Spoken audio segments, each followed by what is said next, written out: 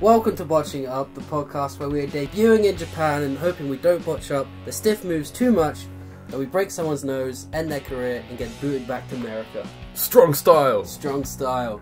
That's what this episode's all about. You're here with me, Benito, and my good buddy Basil. How you doing? And today we're going to do episode 4 and we're changing everything. We're changing everything because we're sick of everything. So we're changing it back to the start and doing it again. The whole system's changed. So now, instead of just going through the weeklies one by one, which we bought ourselves, we've streamlined it and it's better. I think we're going to go through a lot of changes over the next couple of months. Okay. But tonight, we're going to voyage the universe. That's our weekly roundup of WWE. Then into Indietopia. That's our weekly roundup of the indies. Then we'll be checking in with Billy still. Can I just stop you here and just say that you came up with all these names? Yeah. This is Benito's brainstorming while he's flipping birds. Yeah, I'm thinking about this all day. Then Cage Corner finally. Cage Corner, the long-awaited debut. That's only episode 4. And then, of course, on this day, fun news, the vault, and the feature like always. Yes, it's WrestleKingdom 12. It is my first foray into the world of Japanese wrestling. I'm so happy you finally watched New Japan. I'm excited to talk about it. I'm happy because I know you enjoyed it as well. So let's crack on with this shit. Alright.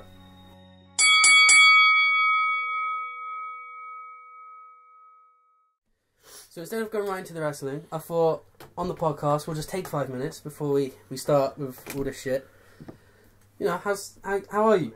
How are you doing? Oh, I'm alright. Well, no, I'm not alright. I'm terrible. Oh. You sip on your wine. I'm having a terrible life. We'll get through this. So, now, we've missed a couple of weeks now because it was Christmas. How was your Christmas? My Christmas was really good. I didn't realise that my family, my extended family, was so rich. I went to, like, a mansion. You spent it in a mansion, right? In the middle of nowhere in Norfolk. It was great. That sounds like a lot of fun. I went in a hot tub,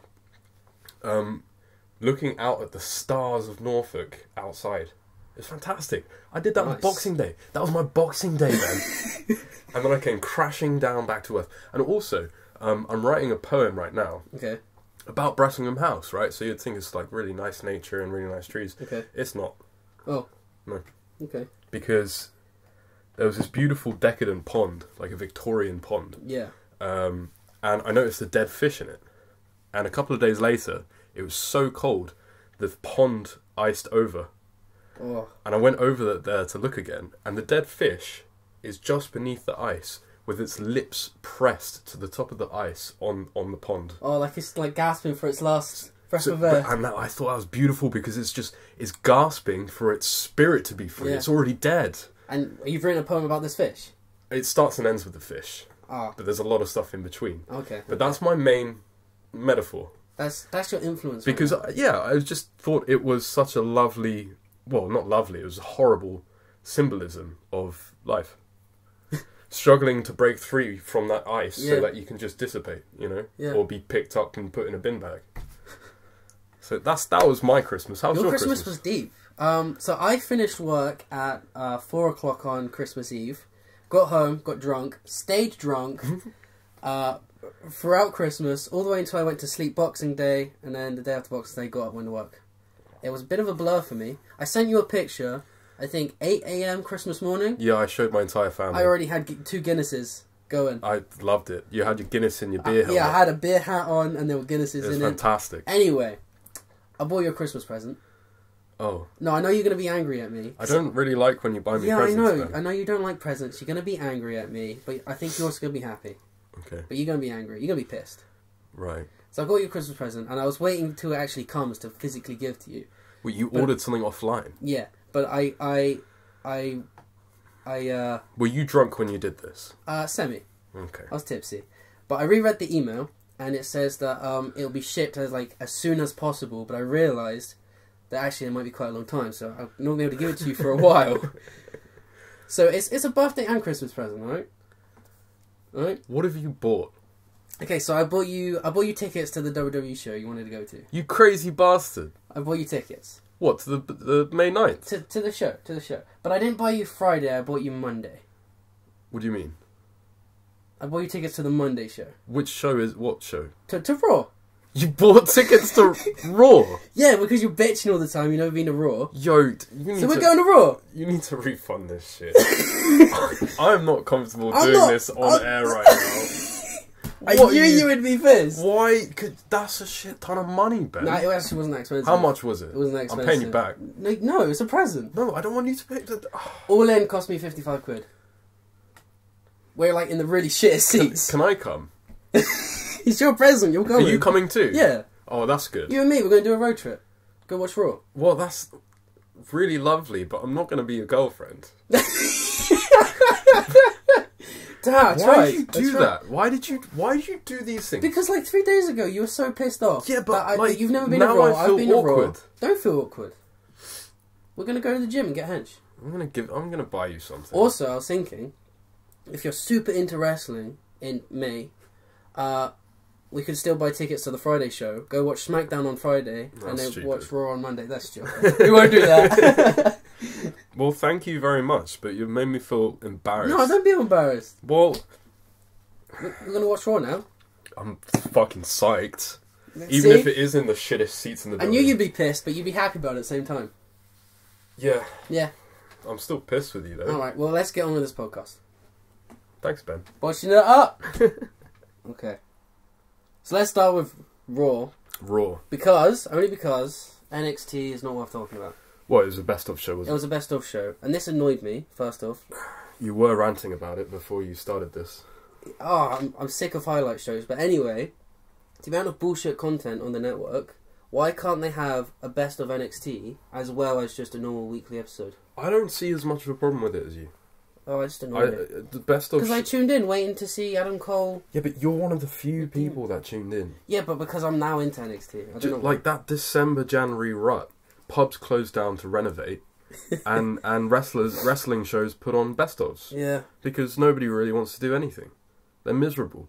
Because Christmas is over. They're poor. So straight on to Raw. Alright. Before we go anywhere, I want to just get your opinion on Little Mix being the theme to Royal Rumble. I had this down. Yeah. Little Mix, the official theme tune. And how do you feel about that? It's surreal. We've come a long way from... It's surreal. Yeah, from Saliva. Limp Bizkit, Saliva, Drowning Pool. Yeah, I don't really know what to say about Where's that. Flow Rider gone? Flow Rider's off into the You reckon sunset. he'll be back for Mania? Oh, of course he will. Yeah, he'll be back for and Mania. Machine Gun Kelly will be back. Yeah, they're always back for But Mania. Little Mix, that was weird. They're a British girl band, right? Yeah, they're for Very teenagers. strange. Yeah. Okay, so obviously the main thing running through the show was half the Shield. The Shield with an adopted brother versus the new formed Balor Club. Yes. I love the club. I love it. I love that they're reuniting. I don't love the club. I'm glad that they've given Finn Balor something to do. Not only something to do, but something that actually is going to push him. Well, yeah. So last week I thought that the club had been put together because they had 3 guys and they didn't know what to do with them and they were just going to sail through the mid-card. Yeah.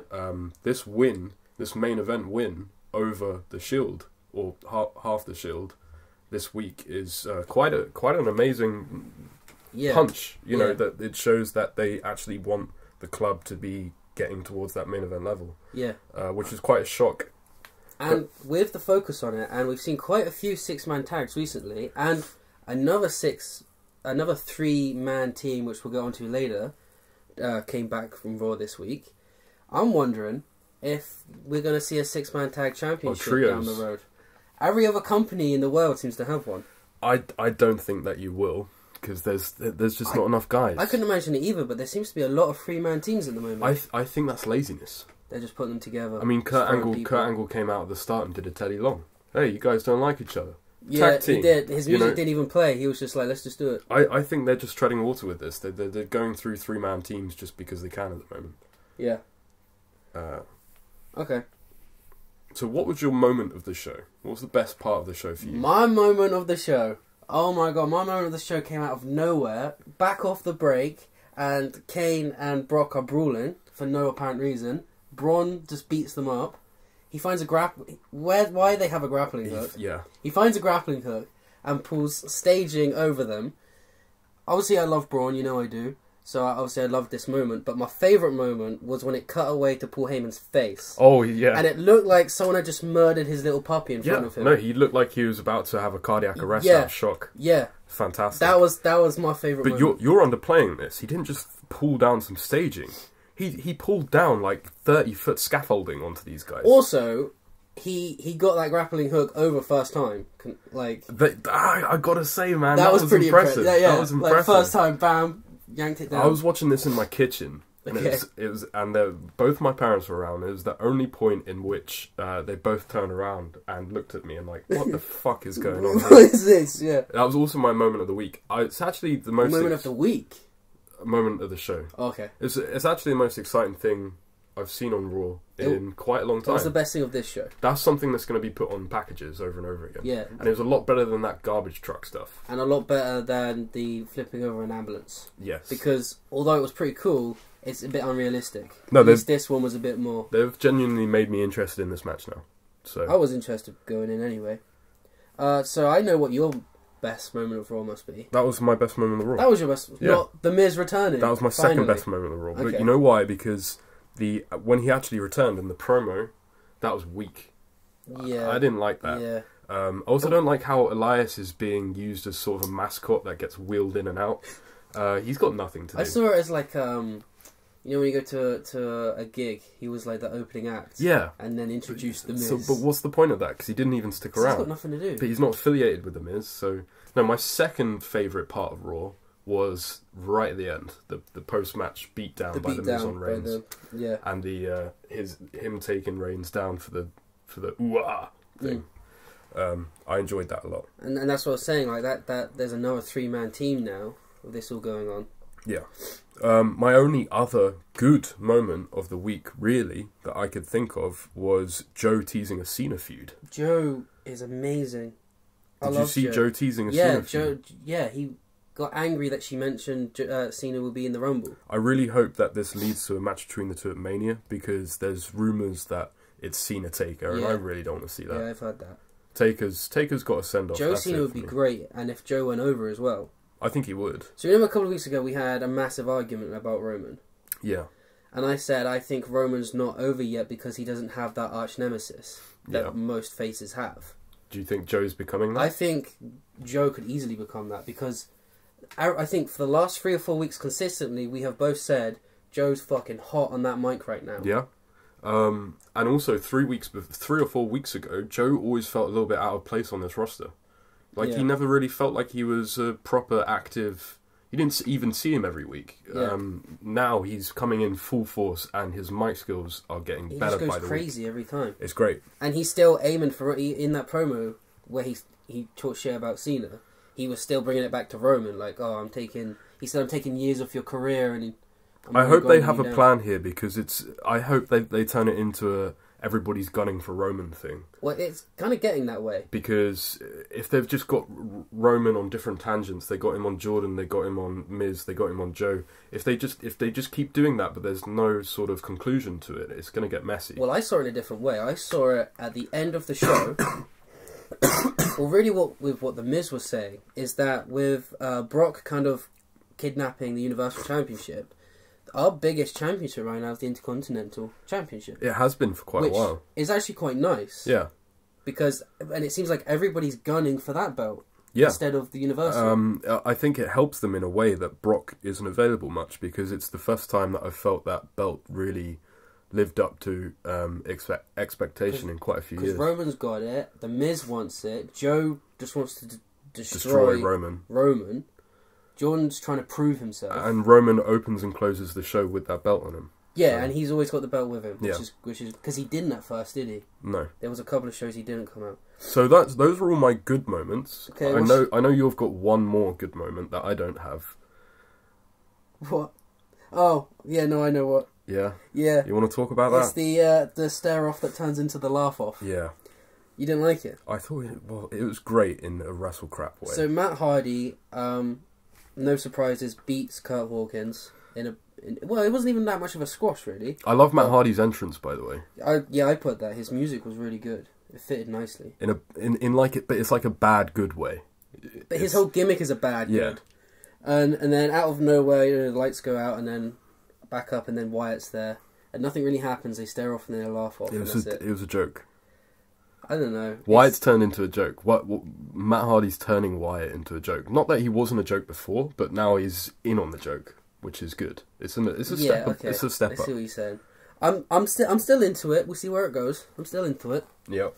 What about your worst moments of the show? My worst moments of the show is, why is Goldust a cruiserweight?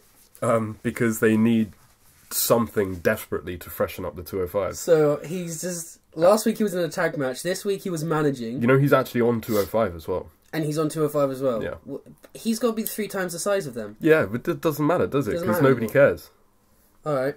It's a fun little thing. The actual fun little match. waste of time. What did you think?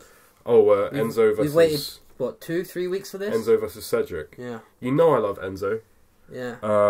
But that was straight in my bag column. Because Enzo at this point needs to learn how to wrestle. Charisma's gotten him as far as he can go. Yeah. And that championship match stank. It was. And also, another thing I wanted to say was, he is hurting himself.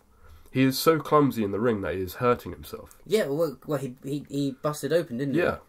Just from a simple back arm or something, because he didn't defend himself. And then he was thrown out of the ring, and I think, you know, when the doctor went over to look at his knee, I think that was real. Because if you see where he landed, he really buckled his knee as he landed. And it was as soon as he said that, he swore. Yeah, he said, fuck. And he said, please not now, please not now, please not now. Because I watched last night Straight to the Source with Enzo and Corey Graves. Yeah. Enzo has talked so much shit about how he can finish a match, and even if he gets injured, he still carries on. And it's getting to like shoot levels where he mocked Corey Graves because Corey Graves had to retire from concussions. He's mocking Big Cass because Cass is injured. Yeah. Everybody's calling him a piece of shit. So when he was screaming, not now, not now, I can see why. Yeah. He didn't, because he knew that. Doesn't want to get injured now. No. I don't think he's got much... I don't think he's got a long run in him. I think he will... I think he will hurt himself badly. He's either going to hurt himself badly or he's going to wind someone up so much that he's just gone. To me, he's a Mr. Kennedy character. I don't understand why he's not a manager. I don't know why he's still wrestling. Because he's money.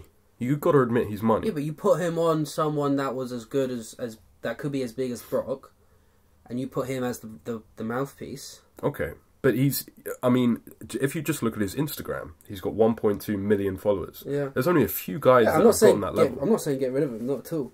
But no, the match was pretty. So what's the biggest stinker of the week? I know what it is, but when you say it, I'm not sure we would agree. I can't find a massively stinker. I've got 2 other things that I don't like. O'Neal and Cruz. Oh yes, okay. Titus Worldwide beat the bar. I forgot about that. It's etched out of my memory because I didn't even remember it. Why did that happen? I don't know why it happened. It makes no booking sense. At least the bar looks strong. Do they? They just got beat by Titus O'Neal. Yeah, but they looked strong in the match, and then it was a flash pin, and Sheamus got straight back up. So it was kind of a bit... I still wouldn't call that looking strong. There was no need to do it in the first place. But there was no... Yeah, I don't understand why they looked... I think they... Seen as though the segment before this match was Kurt Angle saying you'll have your rematch at Royal Rumble. So why aren't they being booked strong going forward? I think what they're doing is that they've realised that they've got quite a few tag teams roiled up in the main event intercontinental scene. So they haven't really got much for the bar to do until Royal Rumble. Because they can't really go and add the bar to the main event scene. So they're just giving... It's like Aiden English and Rusev. They're putting them up, giving them a win just for somebody that they can mess around with for a little while. What? Cruz and O'Neal? Yeah. I didn't like it. It really put me off.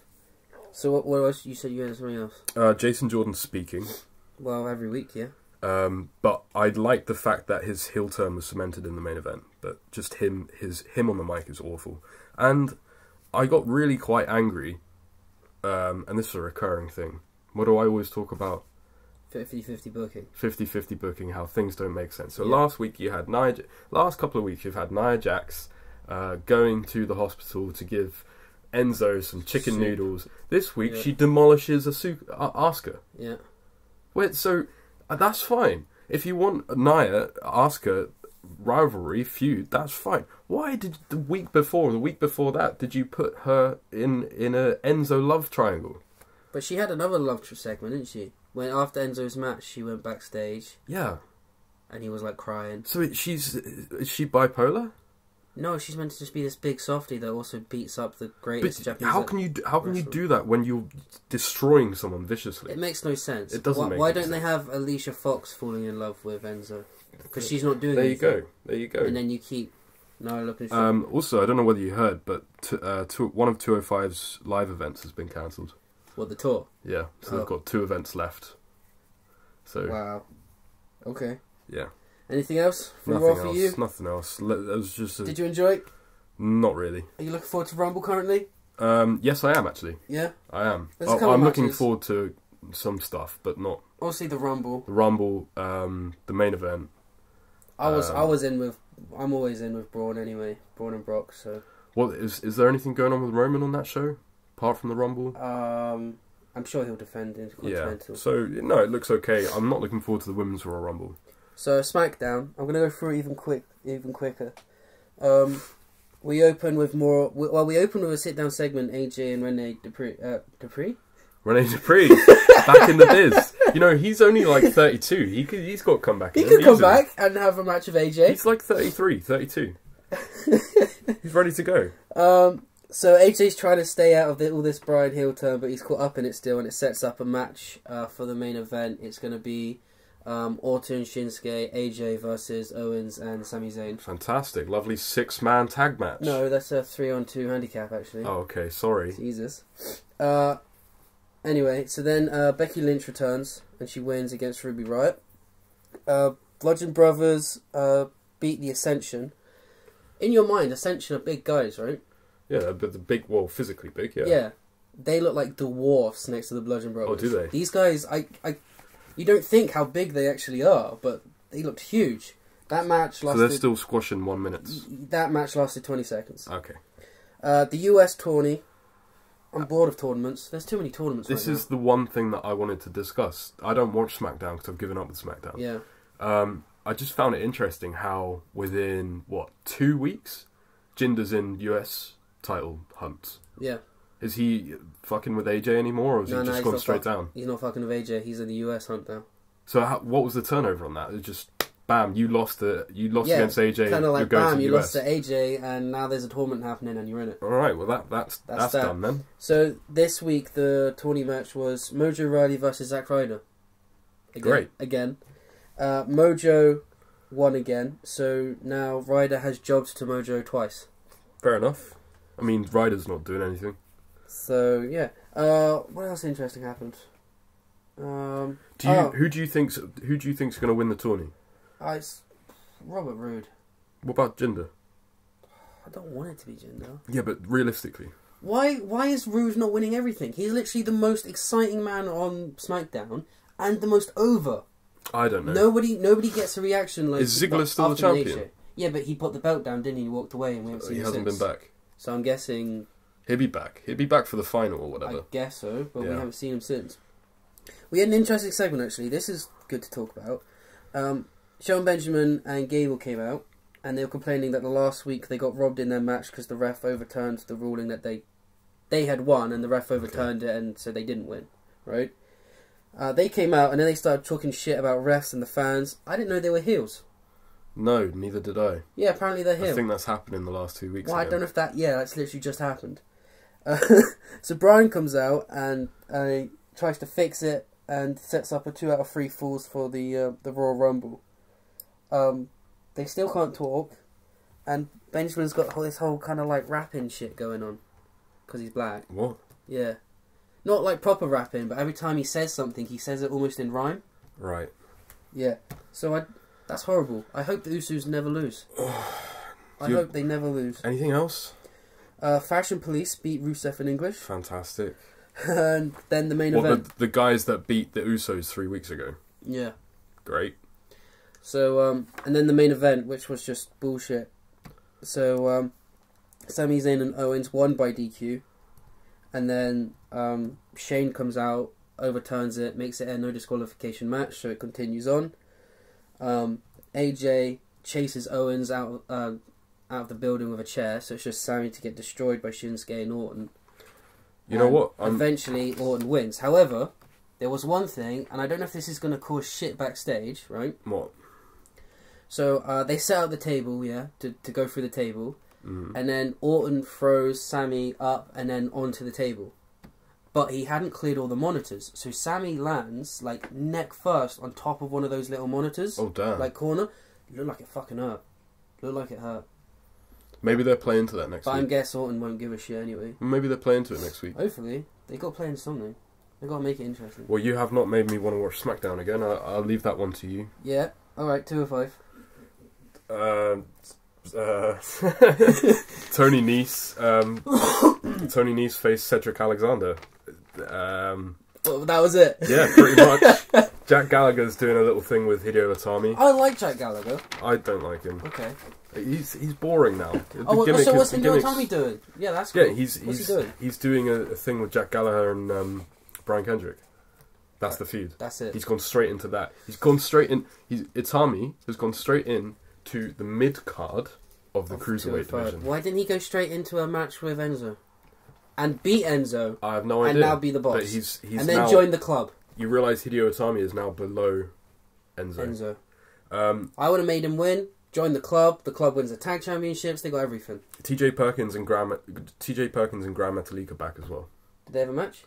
They had a match together. Was it good? Basically, they've been off TV for months because creative have nothing for them. So what do we do? I thought TJ was injured. No, he was just sitting at home taking checks. Yeah. Wow. Because they didn't know what to do with them. So they're back, and now what do we have to do with them? Let's throw them together. So at least he's on TV. I can imagine that being a good match, though. At least. No. It was okay. It was okay. All right. Anyway.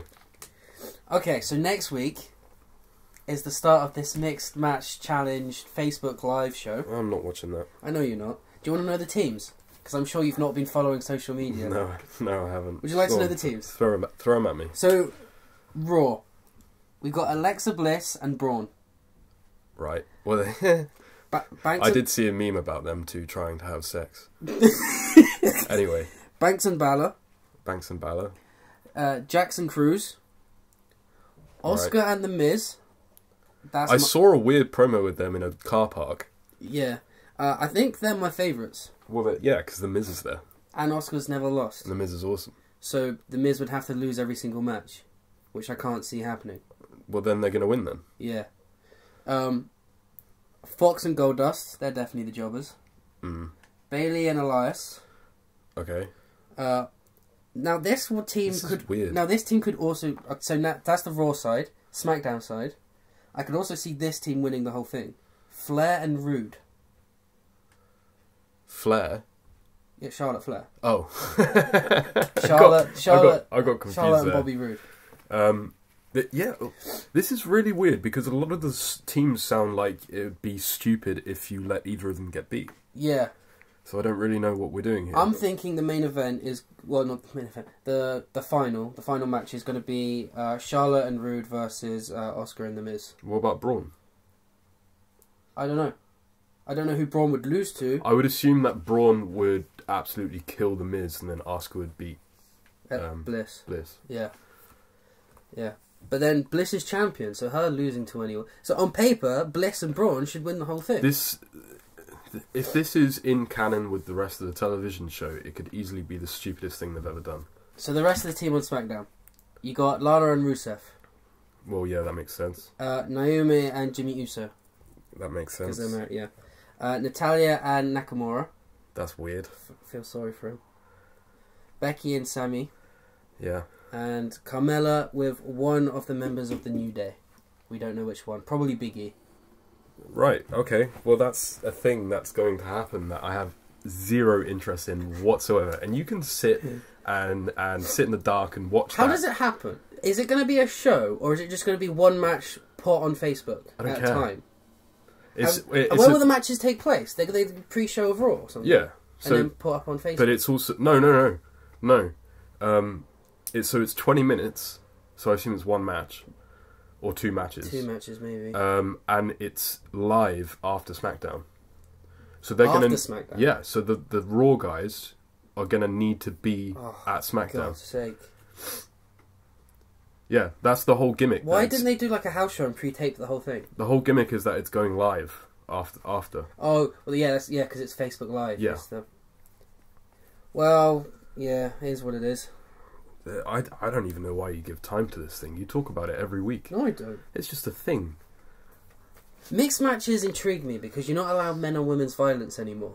So it's because what? You're not allowed man-women violence anymore. I don't mean it like that. Back in the good old days. Yeah, but they're trying to do it without properly doing it. Yeah, which means it's going to be awful. Because it's basically like having two separate matches take place in the ring at the same time. When was and two of the competitors can't even touch each other. When was the last time you saw a good mixed match? Not since Ruthless Aggression or Attitude Era. I've never seen one.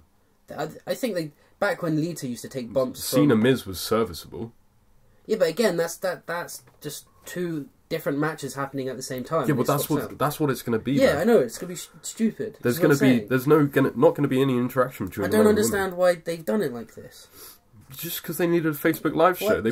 Why didn't they just have a mixed? Why? I don't understand why you care so much about this. Why didn't they just have an invitational tag team match and just put random people up against each other? Because somebody. Why does it have to be men and women? Vince told somebody to think of something for Facebook. They wrote it on the side of a napkin, handed it in 10 minutes later, and that's what's. But this doesn't play into the PC. Whatever.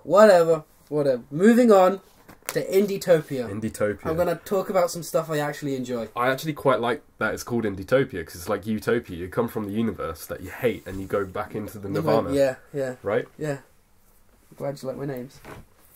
I'm going to start with Ring of Honor, but I've lost my notes. Ring of Honor. So this is the final proper post-final battle episode. Did that twice, still fucked Yeah, and it's like the least enthusiastic I've ever heard you. Just do it again. This week in Ring of Honor! Whoa, calm it down. Do it nice and quick and slow and quiet. And you know what? Just keep the whole thing in. So you did Ring of Honor this week? Yeah, I watched Ring of Honor. It was really good. Okay, tell me about it. The last two episodes of Ring of Honor have been really shit post the pay-per-view, because one was just a highlight show, which you already know how I feel about that, and the other one was just a taping of one of the UK tour. Why do you hate highlight shows so much? Because it just feels like a cop-out. Well, okay. I've got something to say about highlight shows soon. If they do a highlight show and it's separate, and then they do a weekly, I don't understand why... To me, it's nice. It's a couple of weeks off. But you know... Wrestling is a continuous product all year round. No other television show is like that. If they take 2 weeks off to talk about the best of last year, and they just take 2 weeks off to do nothing, I'm quite happy with that. And I'm glad that everybody else is as well. And I don't see it as a problem. Okay. Do you forget about the fact that you watch wrestling every single week? Oh, yeah, but sometimes I just don't watch it.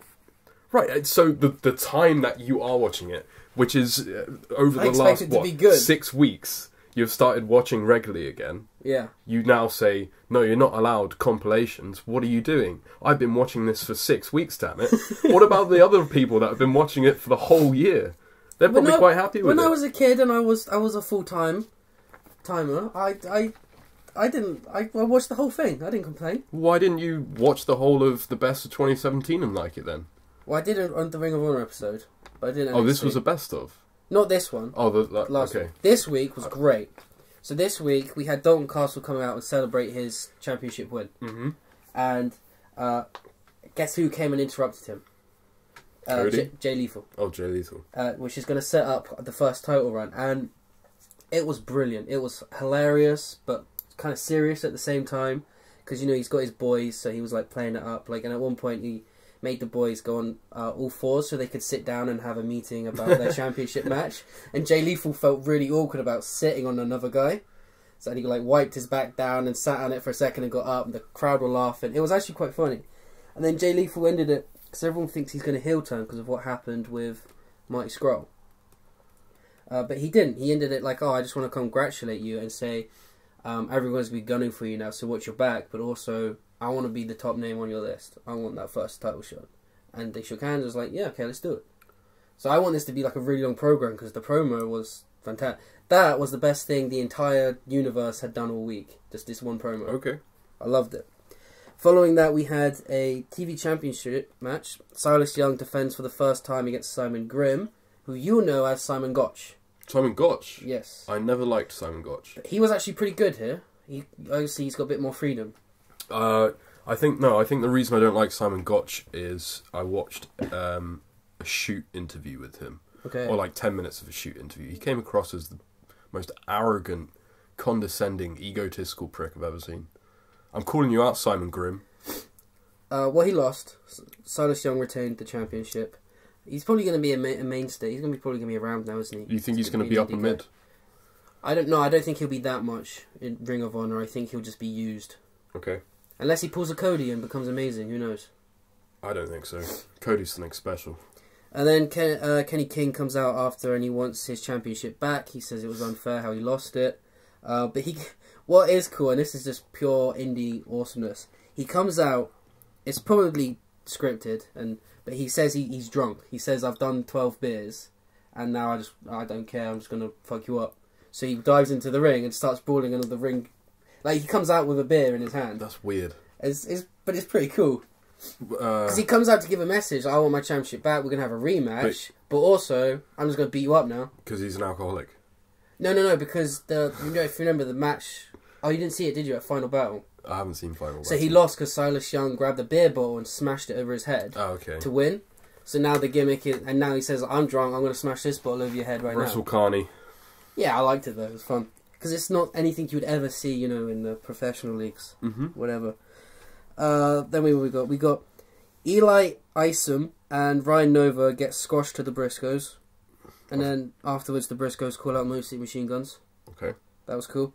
And then the main event is Flip Gordon versus Mighty Scroll. Scroll wins. It was a great technical match.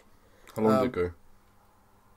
I don't know off the top of my head. It was about 10 minutes. Okay. It's only an hour long show, remember. I'm a lot more interested in Skull since I saw that New Japan match. I got a thing, right? And that New Japan match was amazing. And this is it.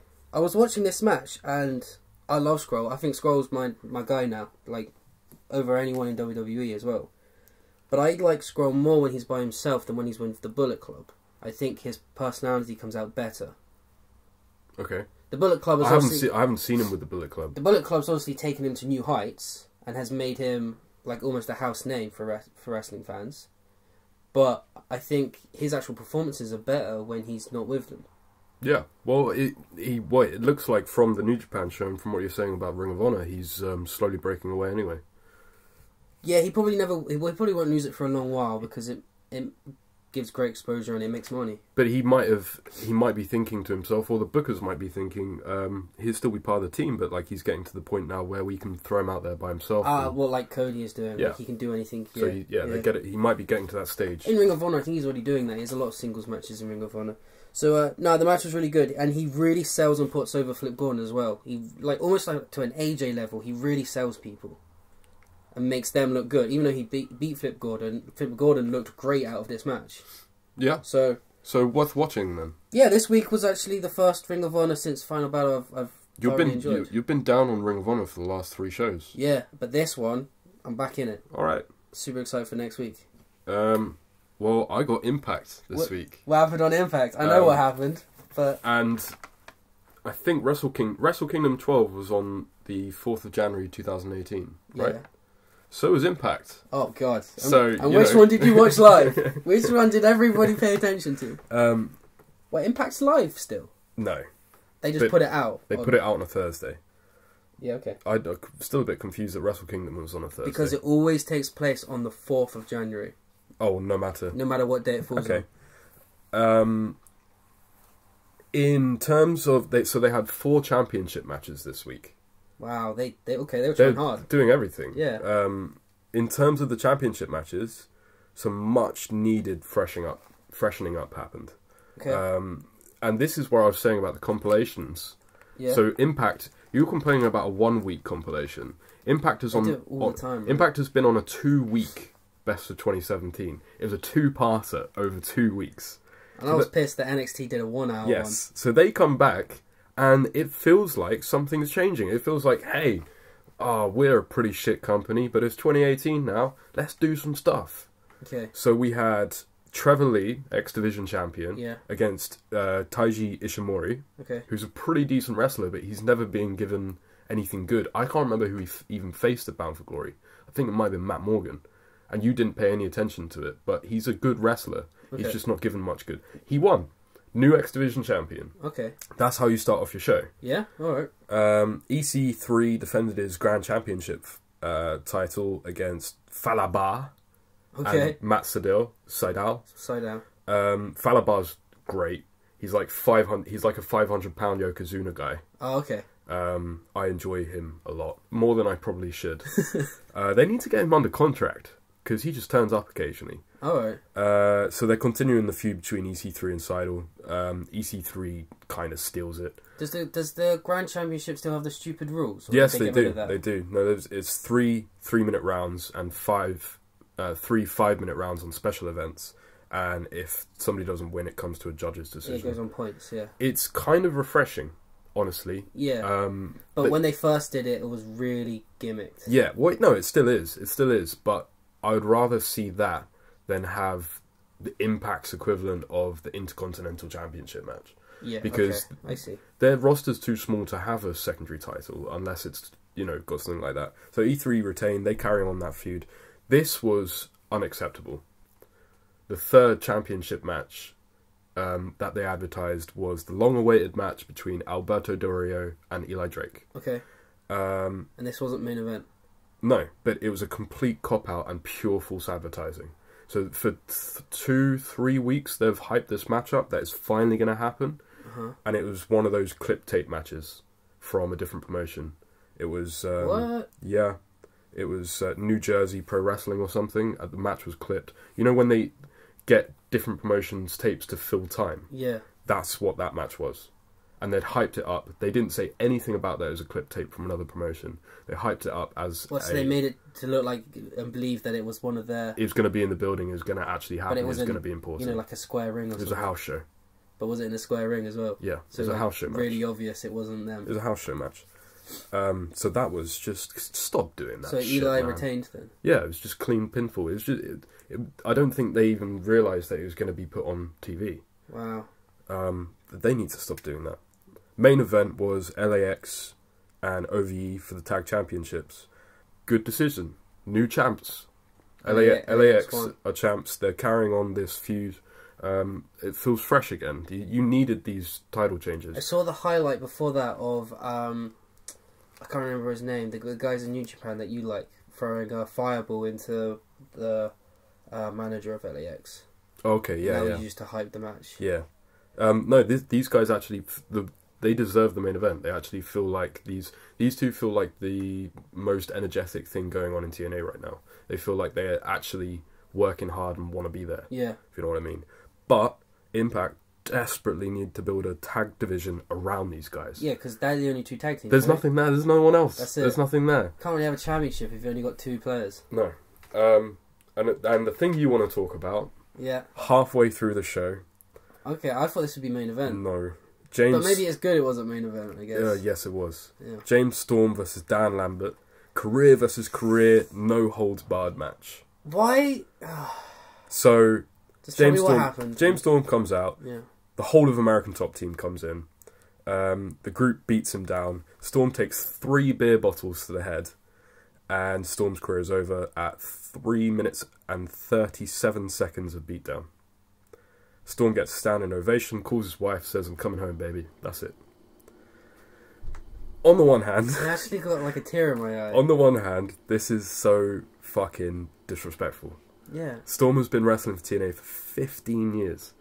You should, there's only 3 originals left on the roster. Well, not now, there's only 2. Who are the other 2? Borash and Abyss.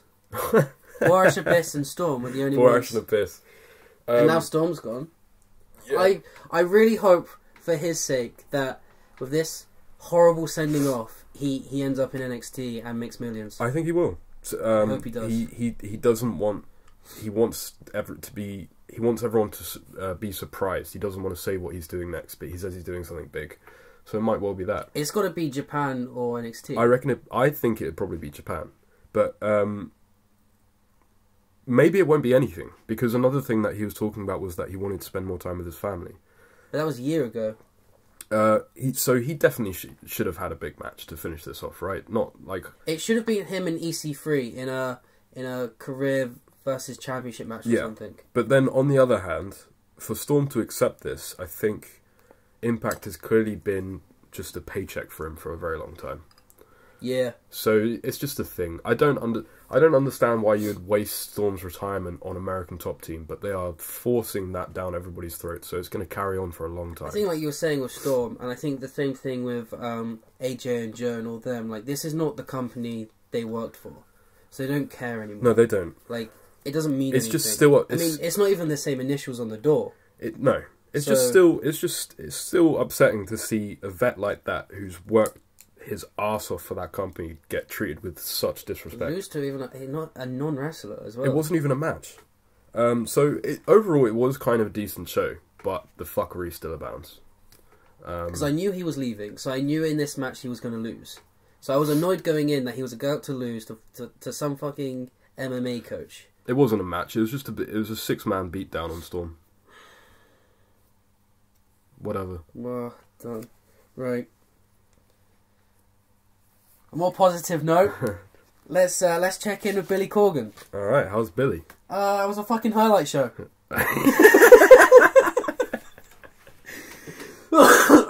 All right. Well, Billy's had a week off. So Christmas. Well, he's had a month off, pretty much. So the newest vlog is a highlight of all previous 9 vlogs about Tim, because Tim Storm lost the championship, right? Yeah. So it's all been about his rise and journey, and we're seeing pictures of him going on the flight without the championship belt, looking all sad, and then it's cutting in between him talking, saying things like, I can't imagine life without the belt. You know, and now he has to live that life without the belt. The video didn't really say anything. It was only 4 minutes, 4 or 5 minutes long. Just a 5-minute recap. Pretty much. However, there was a more interesting video that wasn't part of the £10 of gold vlog. Just another video they put up. That Tim Storm will go up against Josephus for the #1 contendership at Hollywood Wrestling. Okay. Who's Josephus? He's the guy, you know, the guy that was like hitting him with the ladder. Oh, yeah. That guy. Yeah. So they don't really have big names, but I think, you know, it's early days still. Do they have anything apart from the main event scene? No, they don't. They only have those 3 guys. Okay. Still, I think this is going to be a very long time coming. Yeah. And I'm not sure it'll ever get anywhere, but good luck to Billy. I'm hoping as the ball rolls, but yeah, they need to get more names involved and more people. Why don't they have just like a cross promotion tournament? I don't know how I say hate tournaments, but but it makes sense, right? So you've got like 3 guys in House of Hardcore, 3 guys in Ring of Honor, 3 guys in the Hollywood, 3 guys in CZW. Yeah. Well, I like what they're doing with... a couple of English guys at Rev Pro or something. I like what they're doing with Tim Storm, but they need to start getting the ball rolling now. But Tim Storm's... They need to start... without being horrible, he's kind of old. But that's the whole gimmick. Yeah, he's the broken down old man that wants to become champion and stay champion for as long as possible. I know that. I can roll with that. But we need someone who's a massive up and comer. You know, like well, Billy thinks that's Nick Aldis. A guy. No, it's not. We need a Mighty Scroll, someone that's going to be Mighty Scroll in 3 years' time. Billy can't afford that yet. He can't afford that. He's a billionaire. Yeah, but we always disagree on NWA. I think they're doing okay. I just think they need more guys. Anyway, so I've written here that I think their momentum has really slowed over Christmas. Well, they need some more. This is what I'm saying. They need some more guys. They need some more promotion. They can't just rest the whole thing on Tim Storm and Nick Aldis. Yeah, that's what I'm saying. They need more people. Yeah. I hope whatever he does with NWA is better than his last solo album. Ooh, that's some shade. However, Aldis is also all over that YouTube channel. He bores me. He bores me to tears. Anyway, Cage Corner. Tell me UFC. Okay, Cage Corner. Let's do it. Finally, I guess. It's been a long... It's been a long time coming because you keep pussying out of it. It's only episode 4. You get scared that if anybody actually does listen to this and knows more about UFC than you, then you'll get told off like a little pussy about how unexperienced you are in the world of MMA. But now I don't even want to do it this episode. But I'm glad that you're feeling confident, was what I was going to say. Okay, so let's do it. So the biggest stories to come out of UFC 219 is Cyborg. Yep. Everyone now says, well, going into the match, everyone was like, if Holly Holm wins, she's the greatest women's MMA fighter of all time. If Cyborg wins, she's the greatest of all time. Now, personally, do you not find that maybe Ronda needs to have a match there? Ronda's washed up. Ronda's washed up. She was a flash in the pan. But, no, she wasn't. She was. She's done now. More Come than on. Holly Holm. Now, I don't want to take away from Holly Holm because she was the Pacquiao of women's boxing. She was one of the best women's boxers of all time. But in MMA, she's going off previous experience. She's what, I think 4-2 or 4-3 in MMA now. She's not great. Okay, but you say that, and she beat Ronda. I've never loved Ronda on that level. I'm not. Now, calm down on the Holm hate now, because she went 5-minute rounds with Cyborg. Yeah. So you can't tell me she's bad. I'm not telling you she's bad, but I'm not telling you she's as good as everyone's making. You know what I would tell you? She's not the greatest. You know what I will tell you? What will you tell me? I don't think that Ronda could go 5-minute rounds with Cyborg. But that's the match I want to see. But it won't. She wouldn't go the distance. Yeah, and that's fine. But I think before we could say because if you think back when Ronda was on top, Cyborg was the one ducking out of the fight, not Ronda. Yeah. So the Cyborg-Ronda fight is the match I need to see before I can declare a GOAT. I really hope that Ronda gets her confidence back in some way, because Ronda seems a bit destroyed. Yeah. She doesn't really know what to do. The fame hit her all at once, and it ruined her game. Well, she got married now, and I think she's probably going to have a kid. And she's going into WWE. Yeah. I bet you money she'll be one of the special guests in Rumble, or she'll turn up at Mania. Yeah, I think she might be in this Rumble. But there was only one fight. That fight was good. Yeah. That was a good fight. No, it was a great fight. But there's one fight that you need to talk about here. What, the Khabib fight? Khabib. So, what I love most is that Khabib was talking shit to Dana between the rounds. Did you see that? Yeah. But did you actually watch the fight after you passed out? I passed out when we watched it together. I did rewatch it. So can I just clarify that we watched 219 and he passed out 2 matches in? Yeah. And then would occasionally look up when he smelled pizza. And then fall unconscious again. So yeah, no, I did rewatch it. Okay, good. What a beatdown. Yeah, a beatdown, but I think it's even more badass that he's just he's telling Dana that what has to happen. It was effortless. He is exciting. He is extremely exciting. And he wants to fight. And Barboza's no push around. No, he was meant to be a contender himself, and he wants to fight both Ferguson and McGregor on the same night, which obviously they're not even allowed to do that. That's anymore. A bit crazy. Yeah, but they're not even allowed to do that anymore. But I like that. What I loved about Khabib so much is that he made sure he could have finished it in the first round. He made sure that he went 3 rounds just to show everyone I can do whatever I want. Yeah. So what do you think's next for him? Khabib, McGregor or Ferguson? I think he'd go to Ferguson first. You have to. It makes sense. It makes the most sense, but if we're talking money fights.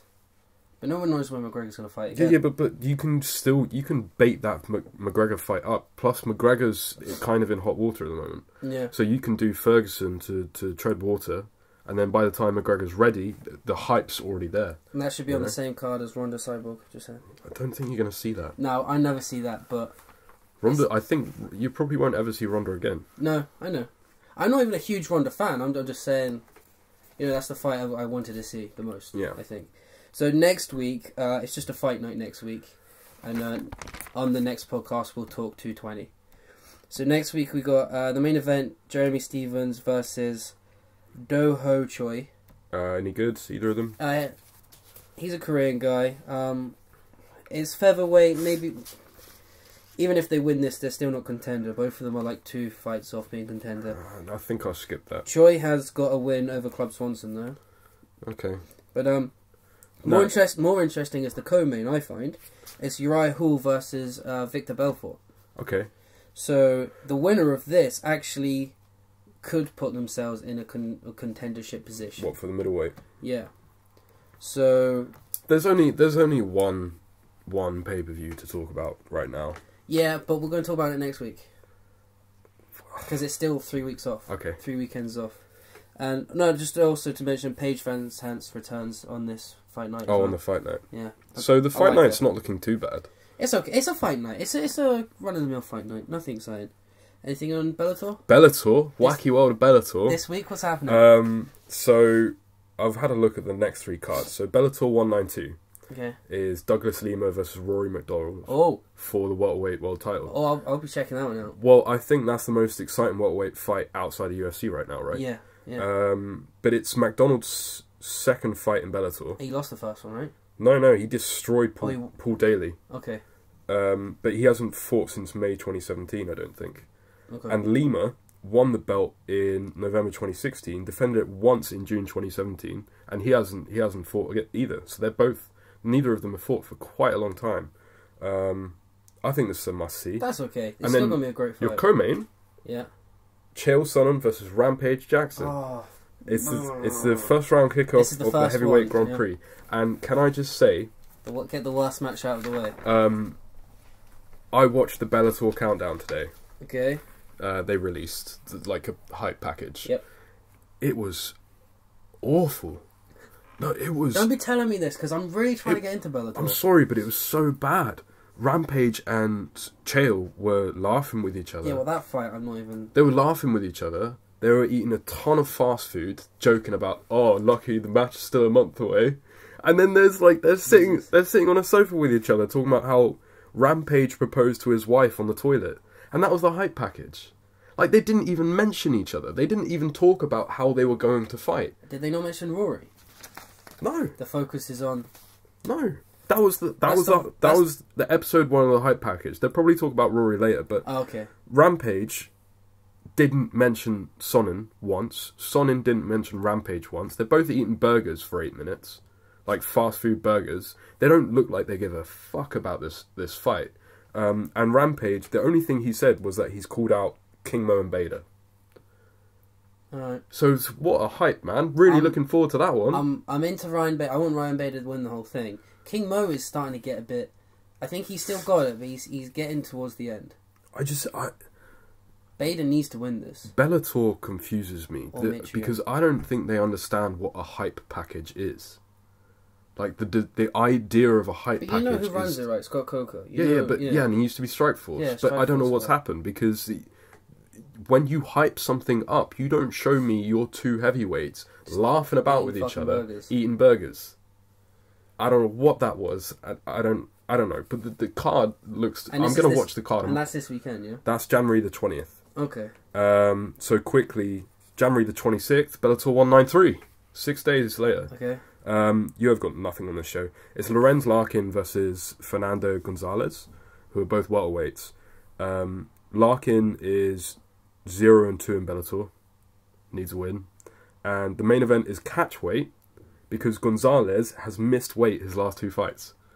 Why has he still got a job? So the third one, they've just made it catchweight. You know, in UFC, he would be out the door by now. Well, he was in the UFC, left. Okay. And then Bellator 194 on February something is the big one. Roy Nelson versus Matt Mitrione. That one I'm more interested. They're hyping it. Like, yeah.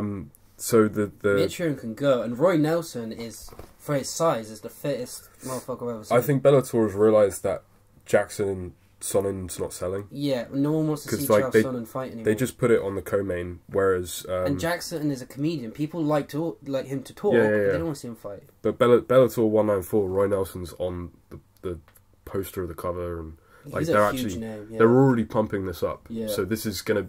They kind of just get throwing that one out of the way, and then they're making this... I understand why they're putting it underneath Rory as well. This is like their proper first round. Possibly. Yeah. So that's Bellator for next Did you hear the biggest Bellator news to come out this week? What was that? The biggest Bellator news. So you know, I don't know if you know, but they got a new deal starting with Paramount TV in February. Yeah. Right? What? So joining the commentary team in February... Big John McCarthy and is leaving refereeing. Yes. And becoming an analyst. Bellator's making gains. So he'll join...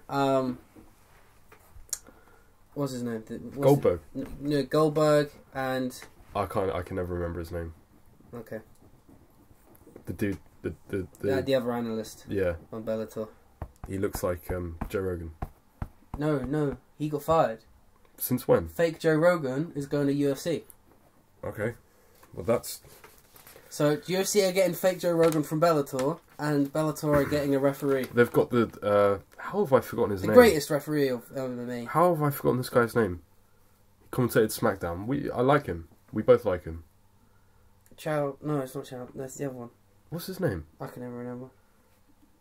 Anyway, they got him. Oh, you're talking about Marulo? Yeah. Yeah, no, they got Marulo. No. They got another Morello. Morello. But they got another fighter who's going to be analyst, who was a big deal back in the day. And he was on TNA, I think, for a bit. I haven't heard this. Anyway, so we're losing Big John McCarthy. Yeah, to good. Bellator. Good. What do you mean good? Bellator's my place. Yeah, good for you. Bad for Bellator's the my rest place of the world. because it's free. We're losing the best guy in MMA. Anyway. I will try and have a look, just a quick look about what's going on in One Championship for next week. Alright, because cool. So I actually enjoy that show. You want me to bring you into the world of Japanese pancreas? Proper Japanese MMA. I don't know what that is, but sure. Alright, I don't really watch it, but... Do you know what it's time for, Ben? What's it time for? It's time for On This Day! On this day, what happened? Today, what is today, Ben? Today it's Wednesday, my dude. Well, it's always a Wednesday. I don't know what date it is. It's the 10th of January. Okay. So, what do you want? Do you want your birthdays first or your shows? Let's go birthdays first. Okay. No, we always go shows first, don't we? Let's do shows first. Okay, shows first. So, shows first. There's only one pay-per-view I could find. Okay. ECW Guilty as Charged, 1999. Ooh, okay. Into this. Taz defeated Shane Douglas in the main event to win the ECW World Heavyweight Championship. Cool. And I actually watched that match. Yeah. And it isn't as good as it sounds. Oh. Tommy Dreamer versus Just Incredible in a Stairway to Hell ladder match. Wow. Is that just a ladder match? That's the match I should have watched. I have no idea what a Stairway to Hell ladder match is. That sounds awesome, though. It sounds like a ladder match that Paul Heyman put Stairway to Hell on. Yeah. There's probably a lot of weapons and blood, though. Rob Van Dam versus Lance Storm for the TV title. Okay. And then, for some reason, out of nowhere, Sid Vicious was on the show. Okay. Defeating John Cronus. You know, he was part of the Eliminators. No. Anyway, he defeated John Cronus in 1 minute 31 seconds. Sid Vicious, ECW, 1999. 1 minute 30 seconds. And I think this was his one and only show. I'm not sure they got all of that paycheck.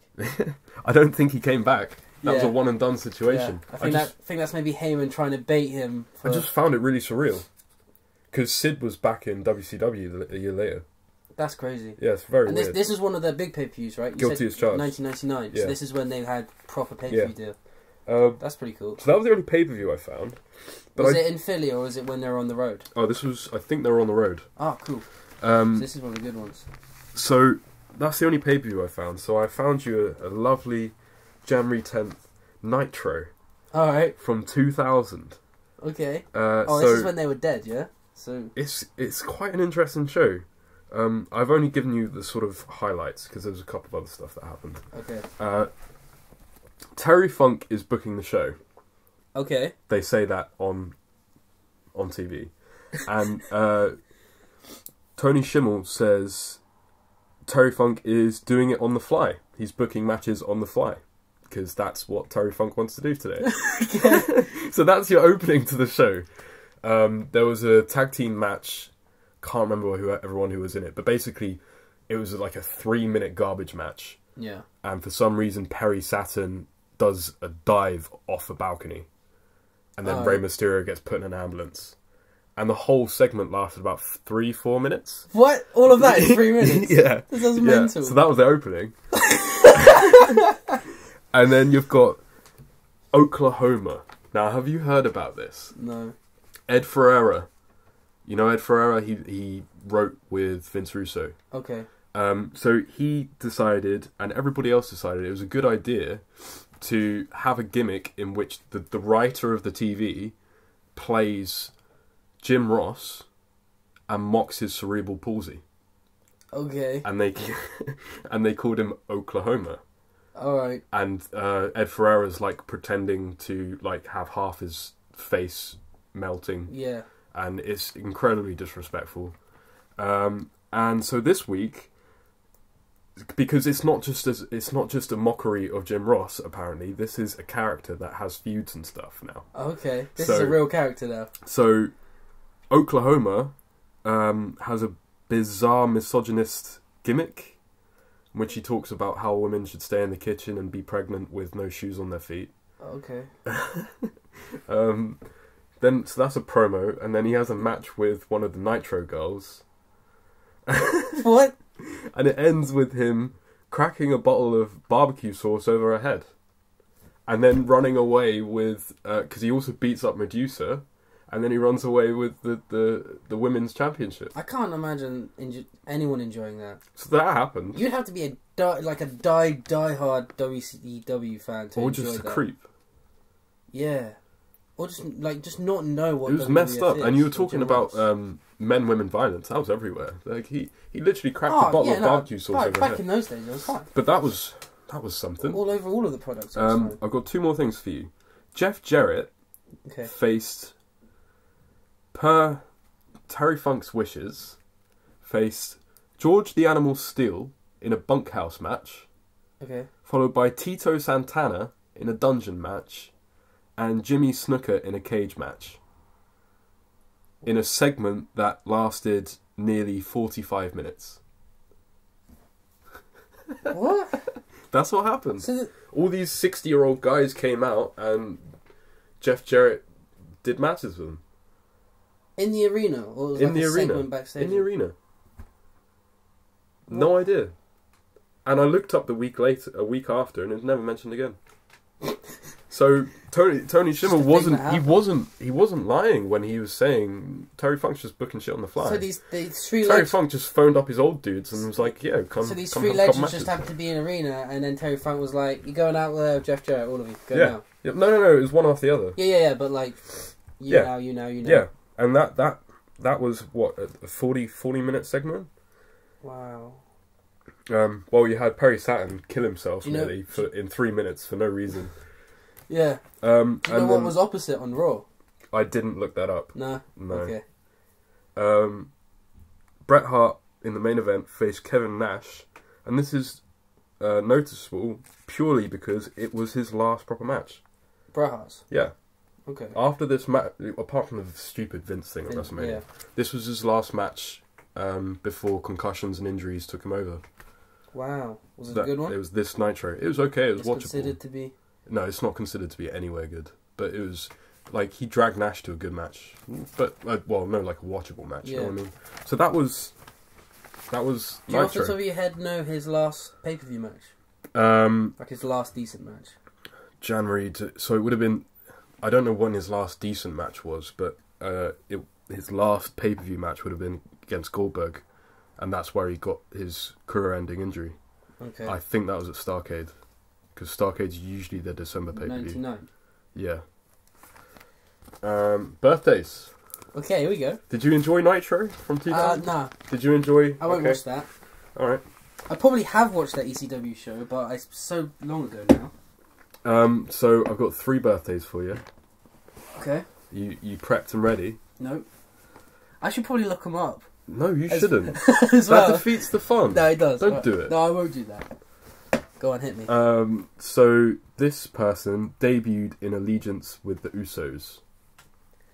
Tamina. Fuck, man. How did you get that so fast? Because I knew that one. You saw it, didn't you? No, you I didn't. saw my notes. I have always liked the Usos. I've always been... I don't know how you got that so quick. Because she's Jimmy Snuka's. Yeah, that was another... Yeah. I just thought you were going to say Naomi. Alright, so, yeah. Racist. Happy... What? They're married. Exactly. They were married after they debuted, though. Why does that make me racist? Because you're black. What? Why does that make me racist? I don't know.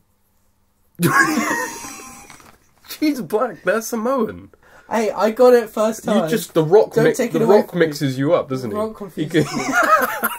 It's so many different ways. All right. So this one. I got news on The Rock as well. This one was really difficult to come out with, like a way to say it without you guessing it. Okay. So this guy was part of a 6-man tag, also including Chyna and his long-term tag partner, against Chris Benoit, Dean Malenko, and Perry Saturn at WrestleMania 2000. So that's some good wrestling there. Yeah, but I haven't watched that card in billions of years. Any guesses? No, because I'm just thinking when she was with Triple H, but he was in the main event of that card. So, no. You probably get this part. Was part of a popular trio the leader of whom storyline ran over Steve Austin. What, Rikishi? Uh-huh. Sky Too High? No, Jerry Lawler's son.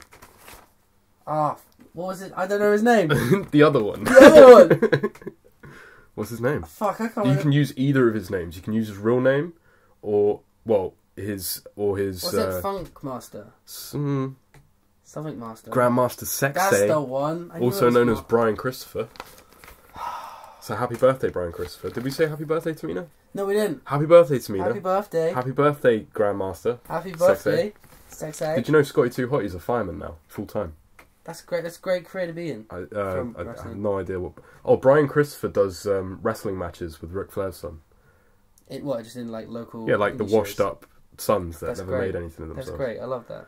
Cause, he still gets booked because Axel he's Jerry should go Lawler's as well. son. Curtis Axel should join them as well. Yeah. Well, he will soon. Now, this guy was a 5-time WCW Tag Team Champion that was voted the Wrestling Observer's most embarrassing wrestler of 2001. Booker T. No. Okay. You just got that because of the 5-time, right? I did, yeah. He wasn't the most embarrassing wrestler of 2001. He might have been. Maybe that was before they came Booker. Once got his mother to phone in sick for him in his second match in WWE, thus being fired and permanently blackballed from the company forever. I know this story. Jim Ross got a phone call from his mother. Yes, no, I know this saying, story. Who is it? Oh, I know who this is. My son's ill today. I know who this is. Oh, God, I've lost it. I can't remember who it is. But I know that story. And currently works as a part-time wrestler, part-time male escort. Oh, Buff Bagwell.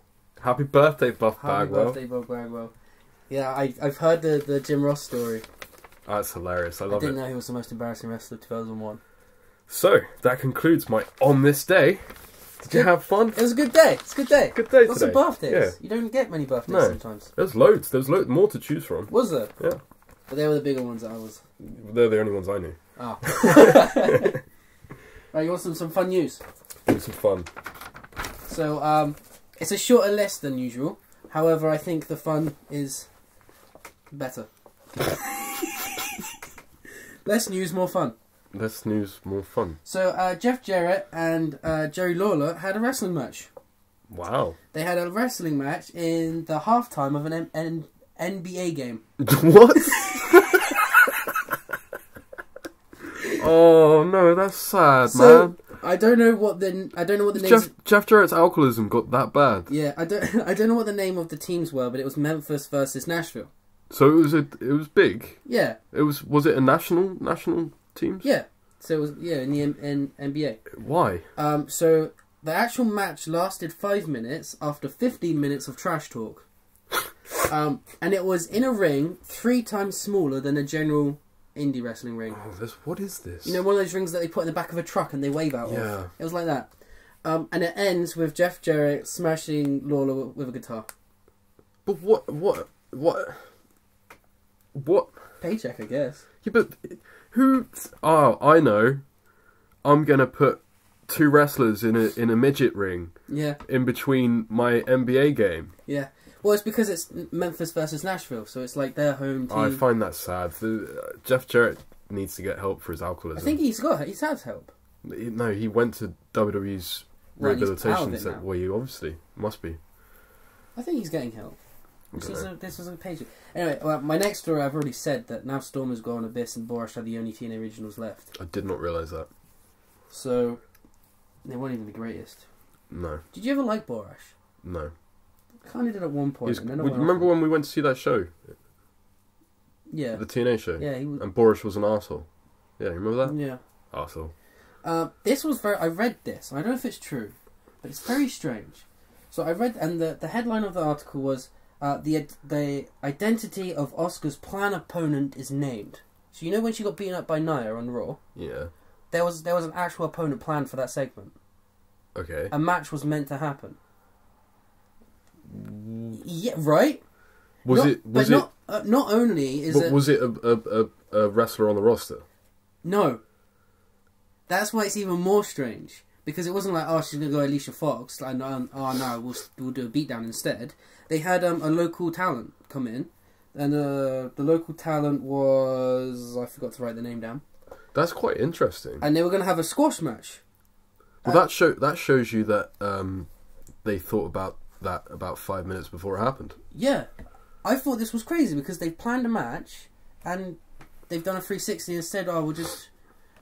And was that because... I feel sorry for the enhancement talent. Is it because the enhancement talent was shit? Or is it because... I don't think so. I think they changed it on a whim. I've read that, maybe it doesn't happen anymore, but I've read that they rewrite the script like 5-6 times, half an hour before it happens. They probably do. I feel sorry for that enhancement talent because usually when an enhancement talent gets on Raw, they invite all their family and... Yeah, and it's a good paycheck as well. Yeah. Right. Oh well. I just find it crazy that's even a thing. That's very strange. So this one, you're going to love and hate both at the same time. Ellsworth. Remember him? Ugh. Wait for it. On the road to WrestleMania, he was going to get a push. He was going to steal Carmella's case. What, this was Mania. proposed this year? This was proposed before he got fired. Okay. He was going to get a push before Mania. He was going to take Carmella's case. And he was going to have a match against Charlotte at Mania. Whoa, bro. Where's the part that I like? And win. You are joking. And how could Where did you hear this And from? how could... A few different sources. This is fake news. And how could he win the Women's Championship? Because... No, don't tell me he dressed up as a woman. Because, no, even worse, he has a transgender gimmick. No. This is lies. Apparently Vince 360'd it and just fired Ellsworth instead. This is so fake news. But I did read it across 4 different sites. Wow.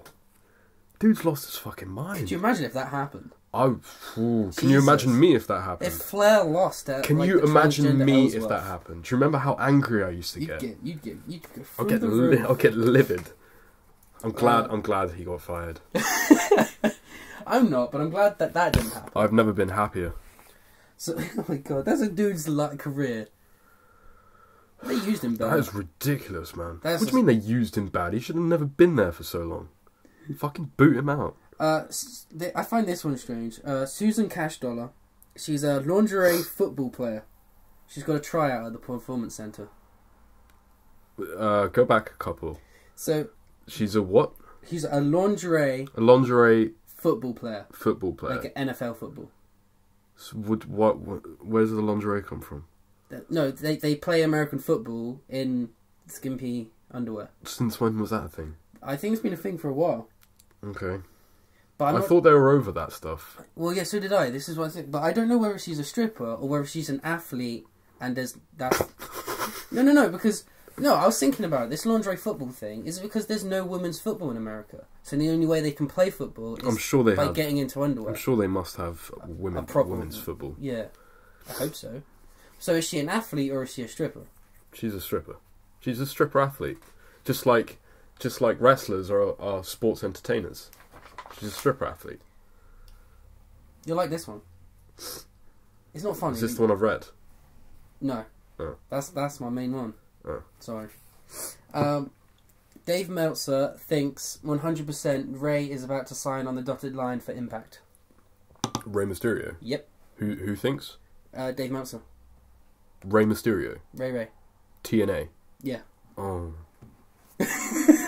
Hopefully you're going to be a bit more happy about that. Well, I'm happy as an Impact fan. Yeah, I'm looking forward to that. You're going to get Ray. But, I'm upset for Ray. He's going to be No, because I read the article and Ray's like, I'm not affiliated with any company, I'm a contractor, so I'll go in, Oh, he's doing a couple of dates? I guess so, yeah. They couldn't afford him full-time anyway. No, he's got to be expensive, hasn't he? Why doesn't he do Ring of Honor?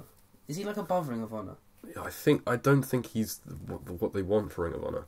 And but if you think about it, he's so prone to injury, it's unbelievable. Ring of Honor don't need that. He still does lucha, doesn't he? Yeah, but Ring of Honor don't need it. You'd be paying this guy a lot of money, I guess, and he wouldn't be really. He'd be a safety hazard to himself. Yeah. Oh no, it's not my last. My last one is some rock news. Okay. So this is the one that you know, and it's actually quite old now. This is incredibly. I was gonna use it for last week's news, but we didn't do it. So a fan buys at an auction site Sasha Banks' used T-shirt from Raw, and the money goes to charity, whatever. And when she gets the t-shirt, she finds 2 strands of purple hair. It must be Sasha Banks' hair. So they decide to sell it on eBay.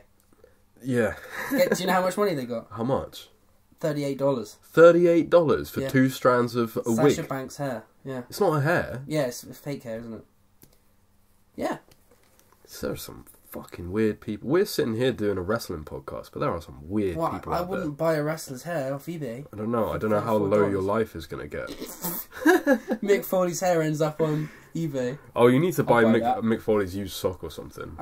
You should buy Mick Foley's used Father Christmas hat. I have a sock of Mick Foley. What? No. Oh, what, from the... but like a merchandise. From the DVD collection?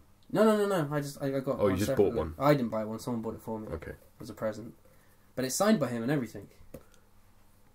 So that's pretty cool. No, that's cool. Probably not. That's cool. Chinese kids that's in a factory. That's not creepy. It's not used. Yeah, it's not one cool. he's actually used. Yeah. It's not strands of hair or anything. What's your rock news? Okay, you know Davina McCall, the presenter, the Big Brother woman. Yeah, she's the Big Brother. So she got into a lot of heat on Twitter because she's recently divorced and has been hitting up The Rock a lot on Twitter. What? Like, a lot. The Rock has no idea who this woman is because, you know, he doesn't watch British television. Why would he? Yeah, exactly. I struggled to remember who she was. Yeah, so everyone on Twitter has been going like, bitch, please, like, The Rock doesn't want none of that. And she was like, no, I'm not, you know, I'm not into The Rock. The Rock doesn't know who I am. Nothing's going on here. So The Rock came to her defense, was like, yeah, there ain't nothing happening here. Like, I'm in a very long... I'm good. Yeah, I'm good. And then he does one tweet and he's like, I'll watch out for you against all the Twitter trolls. Don't worry, it's cool. It sounds quite clever to me. She's got her... She's already mental famous. No, she's not. In this country. Yeah, but not to you and me, but to, like... Is she? Middle-aged women. Well, she's now gotten us talking about her. But she doesn't do anything we would enjoy. Yeah, but I could have potentially never thought about that woman again. She does. But she's gotten herself back into the limelight. She does that game show, you know, they put the money on the thing and then the money drops down. I don't watch British TV. The drop, I think. And that skiing. Self-explanatory. The X Factor for skiing. I don't know what you're talking about. Alright. I do not watch this stuff. That's my news for the week. Your fun news was very good this week. Thank you. Yeah. Less news, more fun. So there's one thing that I want to talk to you about that we forgot to talk about. Okay. Raw 25. Yes, 2 weeks' time. Have you seen a list of the people that they've got? No, I just know a few names. See, now I'm not sure how much I believe this list, but it has been around loads of dirt sheets. Okay. It's quite crazy. So obviously they've announced normal Raw people like Joe and Ambrose. Yeah. Oh no, Ambrose is back. Already? Yeah. Okay. Well, I assume he's just making an appearance. Oh, okay. But then the list on top of that is staggering. Like, really. So you've got Brock, John Cena, Jim Ross and Jerry Lawler. Yeah, I assume they'll be announced in the show. This. I already knew that. The $1 Million Man, Ted DiBiase.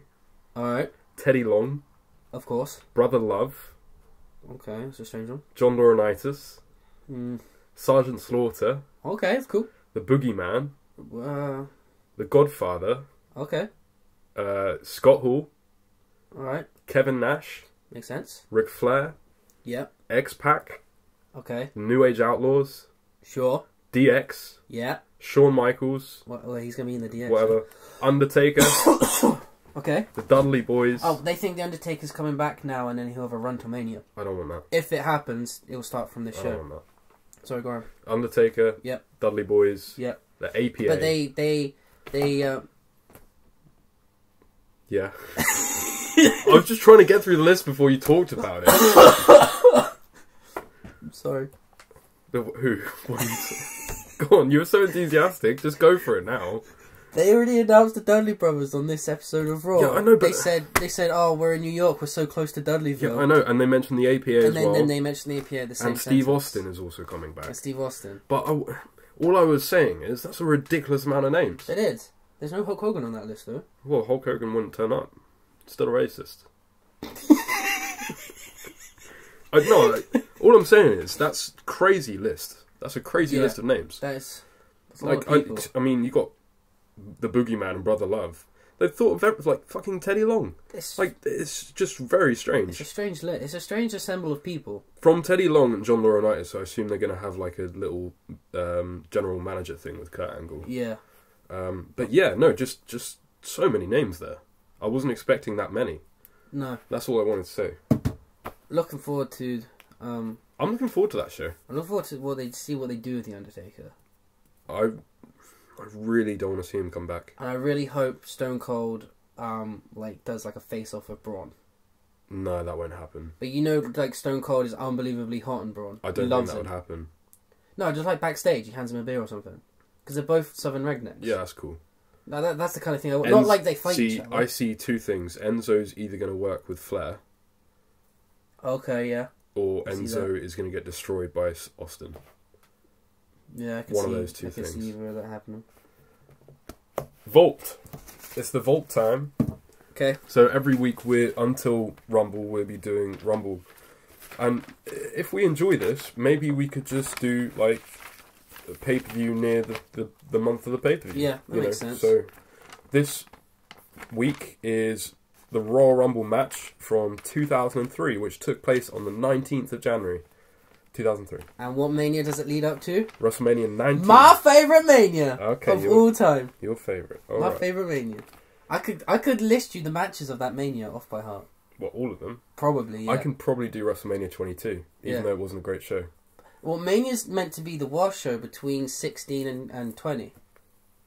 That's complete bullshit. No, what, 17, 18 and 20 are meant to be better than 19. Oh, I thought you said WrestleMania between 16 and 20 is supposed to be shit. No. Yeah, because they're considered... I was like, that's the best. Yeah, because they're considered the best Manias ever, right? And then 19 is meant to be the worst of the run of best Manias ever. But I don't share the same passion for it as you, my but favourite. that's why 22 is my favourite. It's just whatever you remember, isn't it? Yeah, it was my first Mania. Yeah. Okay, so, yeah, this was the start on the road to my favourite Mania. Let's do it. So, shall I give you some stats? Yeah, hit me. So, winner was Brock Lesnar. Yeah, I know that. Longest time was Chris Jericho at 38.54. Yeah. Most eliminations was Chris Jericho. Yeah. At 6. He was killing it, wasn't he? This was his Mania. He was man of the match, I think. Yeah. And the shortest time was B2 in 24 seconds. Oh, I got a thing about that. This guy, apparently, he was best buddies with Cena. Yeah, they were in a tag. Whatever happened to that guy? He retired, and now he's a chef. Because, Cena's like the biggest guy. I swear he's... I watched a bit of a shoot with him, I swear. He seems like such a nice guy. He's just really happy for Cena. He said that he knew his wrestling career would never take off. So he's just, he seems like a really nice guy. He's living vicariously through John Cena. Yeah, and apparently cool. They still text. They're still friends? Yeah. Oh, that's pretty awesome. That's nice, right? I like Cena. Outside of the ring. Yeah. Okay, what else you got? That's it. I was trying to think of other stats, but there's not much else to talk about. So I watched the match. I don't know if you want to go through the match. I've got little notes here and there, but... Just what was going... I was kind of amazed, because I never thought... That Mania, like I said, is meant to be the worst Mania in that 5-year run. 4-year period, yeah. But I really watched this, and I realised this seems like a gap between... this year seems the gap between Attitude and Ruthless Aggression. Yes. This is the lost year almost. That's why I picked it. Yeah. Because... it's really interesting. Because John Cena walks out, and he's all got like this... because he actually says Ruthless Aggression in his little rap he does on the way to the ring. Mm. And I was watching it, it's like, but we got Edge and Christian that are turning on each other, and then you got the Hardys that are turning on each other. Tommy Dreamer, Rob Van Dam. You got Tommy Dreamer coming in with weapons. Booker T. Kane and Undertaker were against each other as well. So all those tag teams from the Attitude Era had split up and been fighting each other. I just thought it was strange, because it was the Ruthless Aggression style, if you like, with all of the characters from Attitude. I've always found the end of Attitude. I've always found 2003 really weird and really interesting, because it's the point where they didn't even really know what they're doing, and like they had Austin, Rock, but they weren't there full time. Then Kevin Nash came back. Austin had this thing with Bischoff. Like the whole thing's just really weird. Like Scott Steiner was in the match before this Rumble match. Okay. Facing Triple H for the championship. It's just strange. It's like. It's you didn't see this sort of stuff in 2002, and you didn't see this sort of stuff in 2004. Yeah, just a really weird year. Did you notice Bill DeMott? Yeah, Bill DeMott turns up. Lol. That's what I've got. I wrote here, did Bildemont and JBL ever have a shoot fight? No, but I would have liked to see it. Yeah, I would have liked to have seen that too. I forgot that Bildemont was ever part of WWE's roster. I. Yeah. I think the crowd did as well, because they were silent when he came out. Yeah, they didn't care. I thought it was a good Rumble. It wasn't the best ever. I thought it was fun, and it was the roster was pretty stacked, man. Did you see Matt Hardy nearly fell over on his way to the ring? I didn't see that. He No. really tripped up. Matt versus Jeff was a fresh idea back then, right? Yeah, yeah. I like Shannon Moore. Time it happened, I like Shannon Moore doing his sidekick stuff. Talking about that John Cena rap, that was so bad. It was awful, wasn't it? He was behind the beat all the time. And the crowd was silent. The crowd weren't into it at all. No, well, they weren't booing. They weren't booing or cheering. Wasn't this like near the start of that gimmick though? I think it was early days. He looked pretty green. Because he's not on WrestleMania 19. He's not even on the pre-show. I just got one of his quotes. 3 reasons I'm going to win this. Number 1, I'm going to cut you up like cucumbers. That was one of his lines. Brilliant. So, yeah, so as we said before, Jericho is just the man of this match. Well, and it sets up Jericho, Shawn Michaels. I love Mania, the way they did that. Which is one of the best matches on that Mania card. Yeah. And one of the best matches probably that year. But that was some great heat, man. Yeah. And it didn't take over the entire show. So the man of the match for you is Jericho. Jericho. I actually put Kane. Kane was good. Kane The final moments. People. The final moments were quite exciting with the final 4. I thought Brock didn't actually look that strong for winning the Rumble. No, but the one match that I did see on here, apart from Rumble match, was the opening.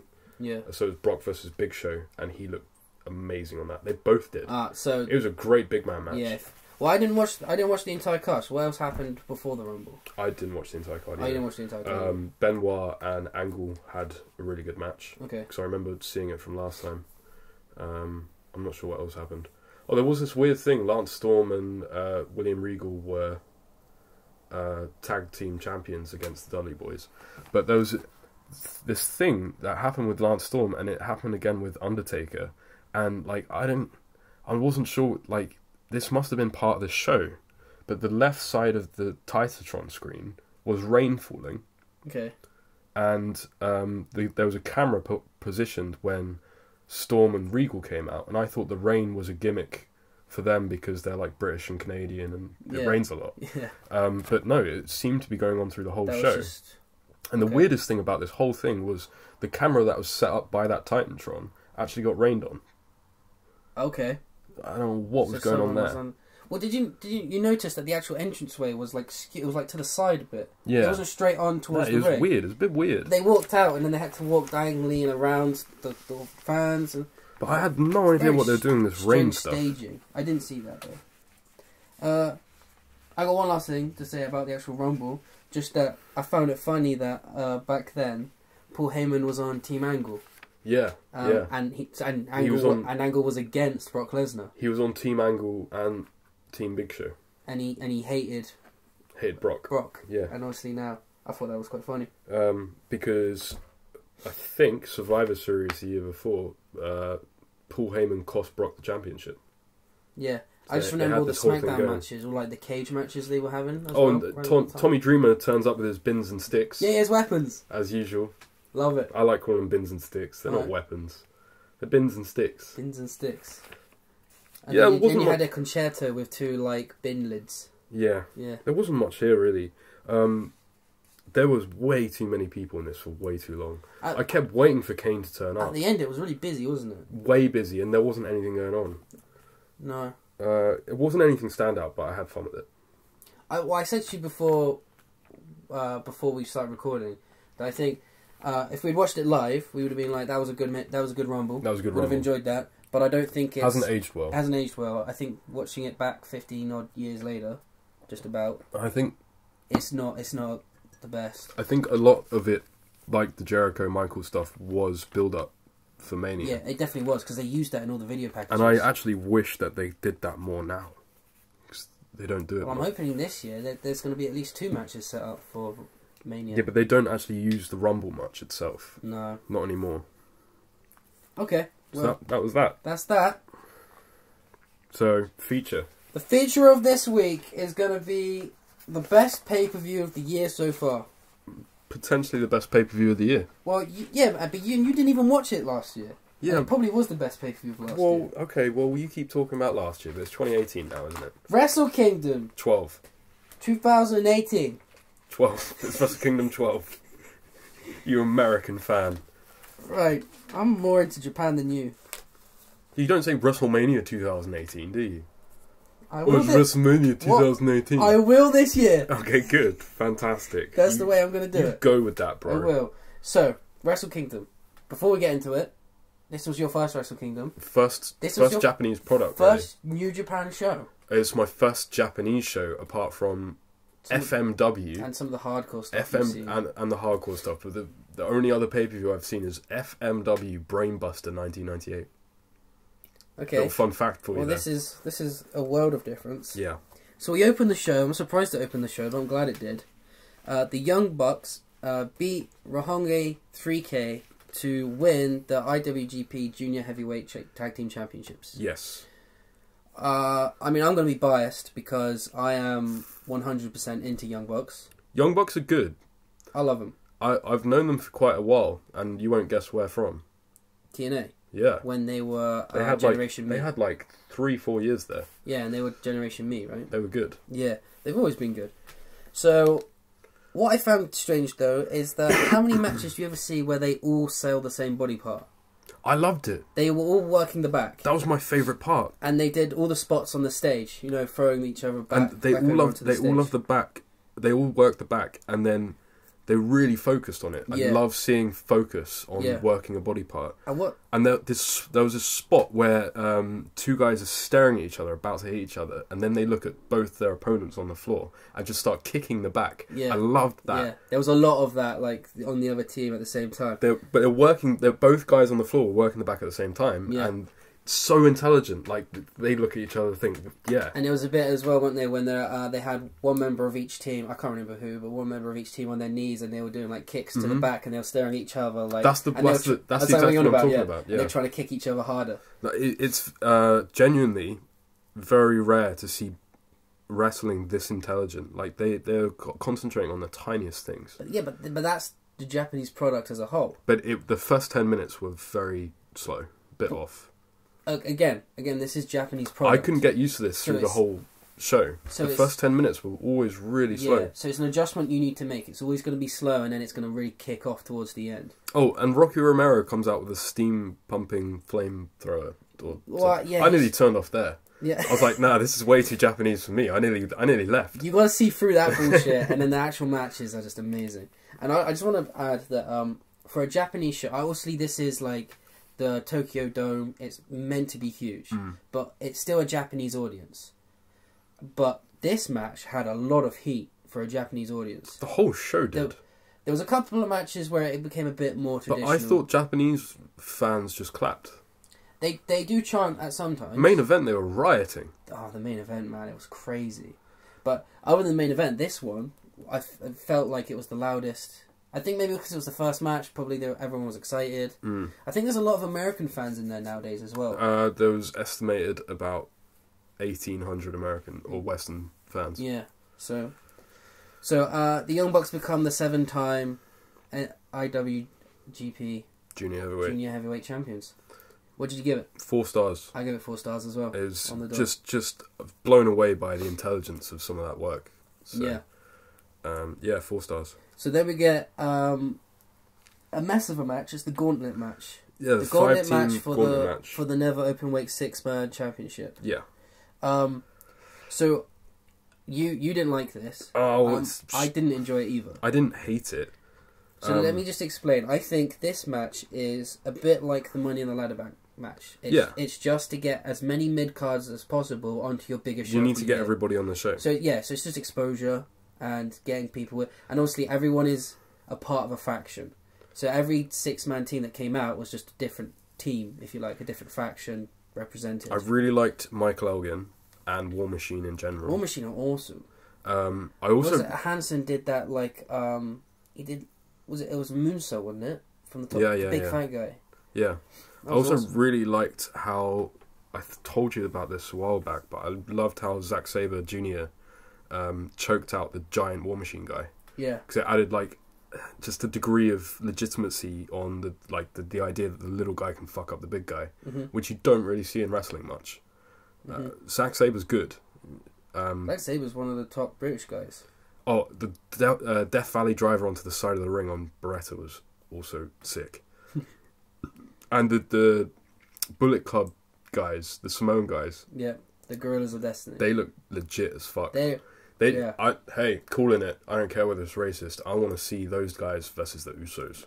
Yeah, Battle of Samoans. But proper like Japanese style, like hard, because Usos are almost kind of there with it as well. So you had Beretta, I can never say his name, Tomohiro Ishii and Toru Yano as part of the Chaos. They won the championships. Yeah. Well, this seemed designed to specifically push Beretta. But the match is designed just to have, the idea that all these teams are at war. What did you give it? I gave it 2 3/4. Oh, I gave it 2 3/4 as well. Because there were a lot of good stuff in there. But it was just incredibly messy. Yeah. And then, here we go. This made me happy. Okay. Cody versus Kota Ibushi. Cody, you didn't agree with me before, but Cody is definitely channeling Jared Leto from Suicide Squad. I don't see this. It's true. He's got the same hair. No, the hair is towards his dad. I know, but he's got the same hair. Mm. His dream tattoo is in the exact same font as Jared Leto's but he had that tattoo before the Jared Leto film came out. I think they know that they look a bit like Joker and Harley Quinn, and they're playing it up a bit. Maybe it felt just a tiny bit, not like just a little bit self-referential, not like they're actually playing the gimmick. Yeah, but like they know that they're kind of. I guess so. Maybe challenging it rather than actually doing it. I had a hard time concentrating on the match sometimes, man. Brandy Rhodes. Oh, I really love this spot where Brandy accidentally gets taken out when Ibushi goes over the rope, and then he notices that he took her out and goes up to her. And he goes up to her and then picks her up. What was his plan? I don't really understand. Trying to take her to a... Maybe in Japan there's a different thing than in the West, but was she taking her to a doctor or just to a safe spot? Why would you pick... Anyway, I assume you'd be taking her up to a safe spot. Yeah, but why would you pick someone, a girl up that you don't know, but... And anyway, and Cody used that as an opportunity to punch him in the face. And then she was faking anyway. But she took a bump. She, hit the floor hard, and I was thinking, this is some great heel work. He put his woman under the bus to try and get it over, and then she was smiling and it was all a work. I thought that was even better heel work. Yeah, no, it was. I thought that was the moment of the match for me. Brandy Rhodes, by the way, made history. First black wrestler in WrestleKingdom history. Really? Female wrestler. Yeah. There's not many women wrestlers in Japan. Okay. In New Japan. I thought this was I loved the crossroads to the outside. That was absolutely insane. Yep. I thought it was a really solid traditional match with a good pace. Yep, and then the high flying stuff towards the end. Yeah, good storytelling, character development. I thought it was very good, but not great. So this Cody is awesome. Ibushi won, right? Yeah. This is Cody's second high profile loss, which in Japan means something.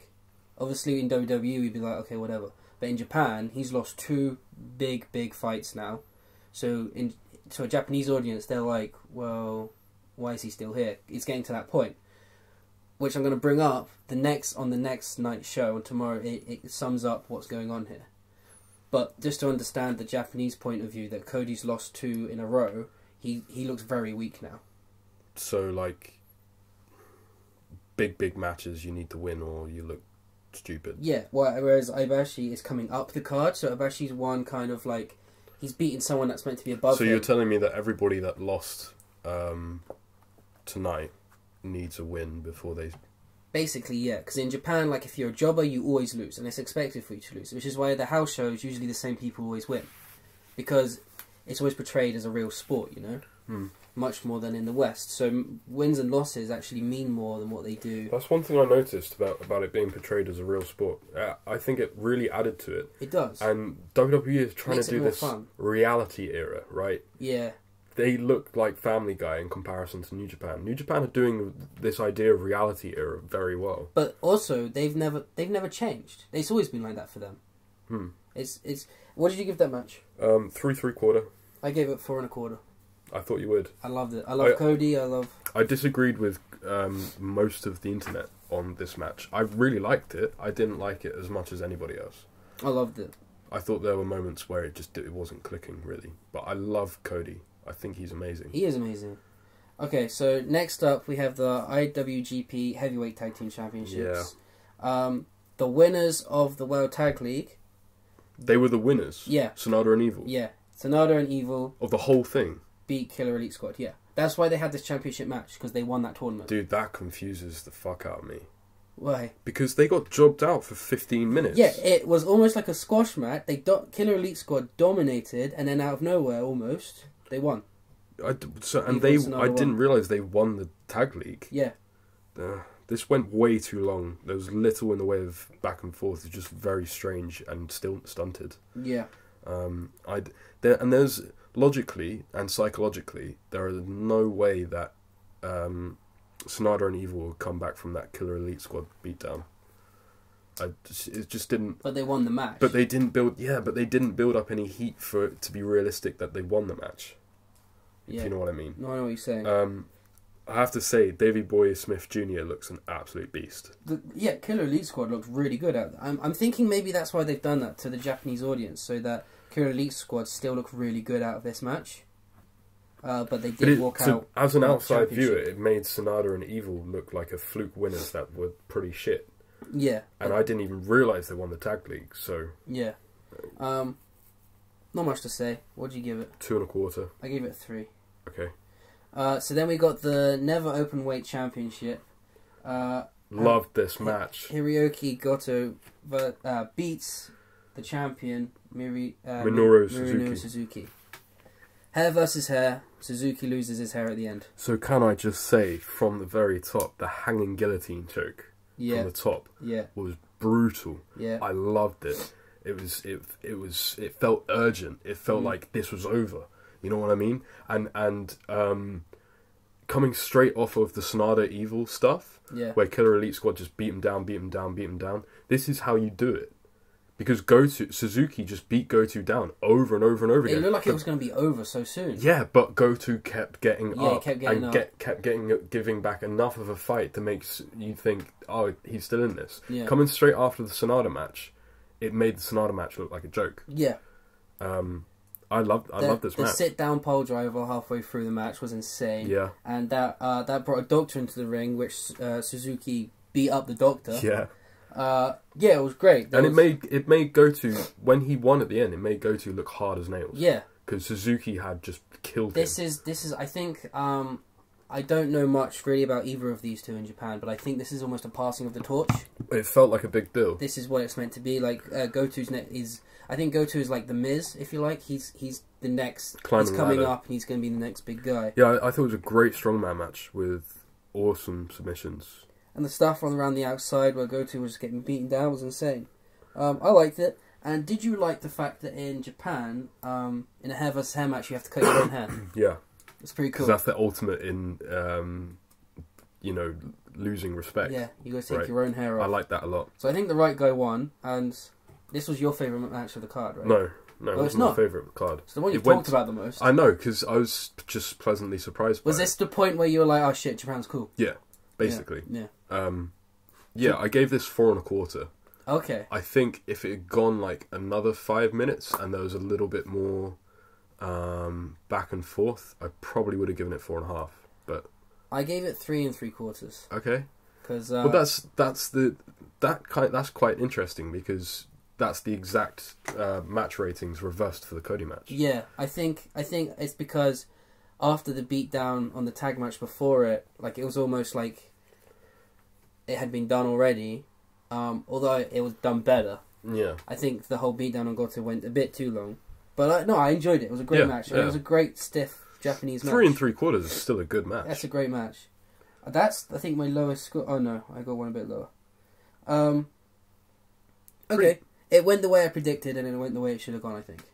So the next, and we have the IWGP Junior Heavyweight 4 Corners match. So we have Hiromu Takahashi. Who did the Ray thing, jumping out of the stage. Who's that coming out the sky? Mysterio. Hiromu Takahashi versus Kushida. Versus Will Ospreay and Mike Scroll. And what was this for? For the Junior Heavyweight Championship. So this is... Ospreay won. This is the singles equivalent of the Young Bucks title. Yes. Okay. Yes. Ospreay's backflip from the scaffolding. Fucking insane, crazy. Right? That was crazy. This was such a spot fest, and this is how to do a spot fest. But also, this was... But again, it was a Japanese match, because it started slow, and it was technical, and then within 5 minutes, it went mental. But this didn't feel like the Young Bucks or Cody going slow match. It felt like it was a natural progression into. I think it's because there's more people in the match. It went out of the ring. That's one thing I wanted to say. I mean, for a fatal 4-way, it's extremely well formed because everyone seems to be doing something. Like a lot of the time, even if they were just hanging around outside of the ring, you didn't really notice it. A lot of the time in WWE, you notice when some guy's just been out for way too long. He's just resting. But they kept going. Like, everybody kept coming in, beating each other up. It was such a fast pace.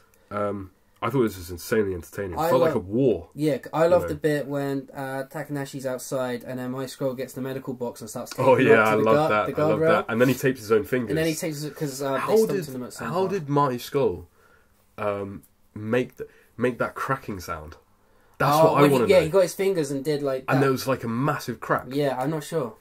Unless like he clicked his own fingers or something. He didn't. I stared at his fingers. I rewatched it 3 times. I don't know how he made that click. That made me really happy because I thought I knew everything about how to do stuff. But there's still a bit of magic there. There's still a surprise. Still a bit of magic. There's still something going on. Will Ospreay won, and I think this is going to be a feud, not in America, only in Japan, a feud with Ospreay and Scroll now. I've never seen Will Ospreay before. You've never seen Ospreay? No, ever. I haven't seen a lot of these guys. He's a big before. English guy. Yeah, but I've never seen him. Okay. I've never seen him wrestle. I was so impressed by this guy. Yeah, this guy's like meant to be, apart from Scroll now, he's the biggest English guy out there. He's insanely good. Yeah. Also, a little tidbit for you. Cody Rhodes posted a picture online of backstage Marty Scurll making his own wings. Well, he made those? I think he did, yeah. Wow. Or at least he made half of them. Wow. Apparently he was sitting on the floor for 8 hours before the show just making them. Wow. It was worth it. And that entrance fucking was amazing. Really cool. Yeah, it was the best entrance of the night. Marty Scurll's just the best. He's my man of the week. I could...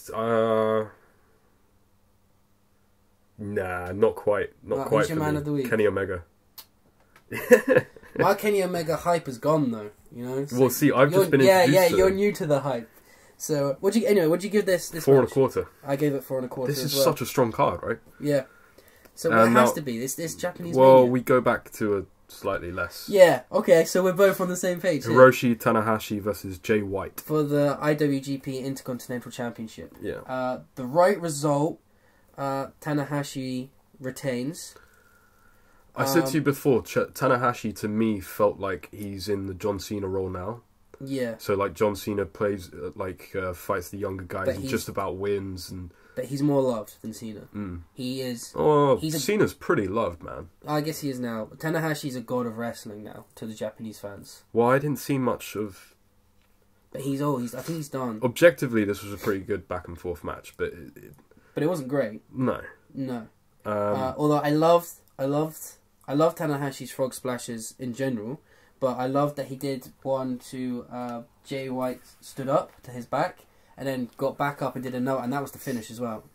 And who is Jay White? I have never seen him before. I don't even know. See, like most of these guys, and I at least know their names. So I've never heard of this guy. Jay White is on a mental rise. I haven't really paid attention to Japan in maybe 6 months. Last time I watched Japan, he was not big. I read he's been in Ring of Honor. Yeah, but he was kind of a mid-card used in all the 6 and 8 man tag matches, and now he's huge. He plays his creepy gimmick well. But also, dude looks a creep. But he's not aligned to any of the factions. He's the only one on the New Japan roster who's like out there by himself. That's one thing that I didn't like so much about New Japan.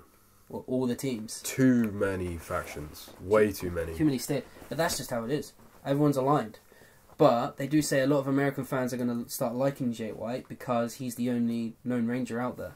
He's the only one that doesn't side with anyone. I didn't think much of him. More on that in a minute.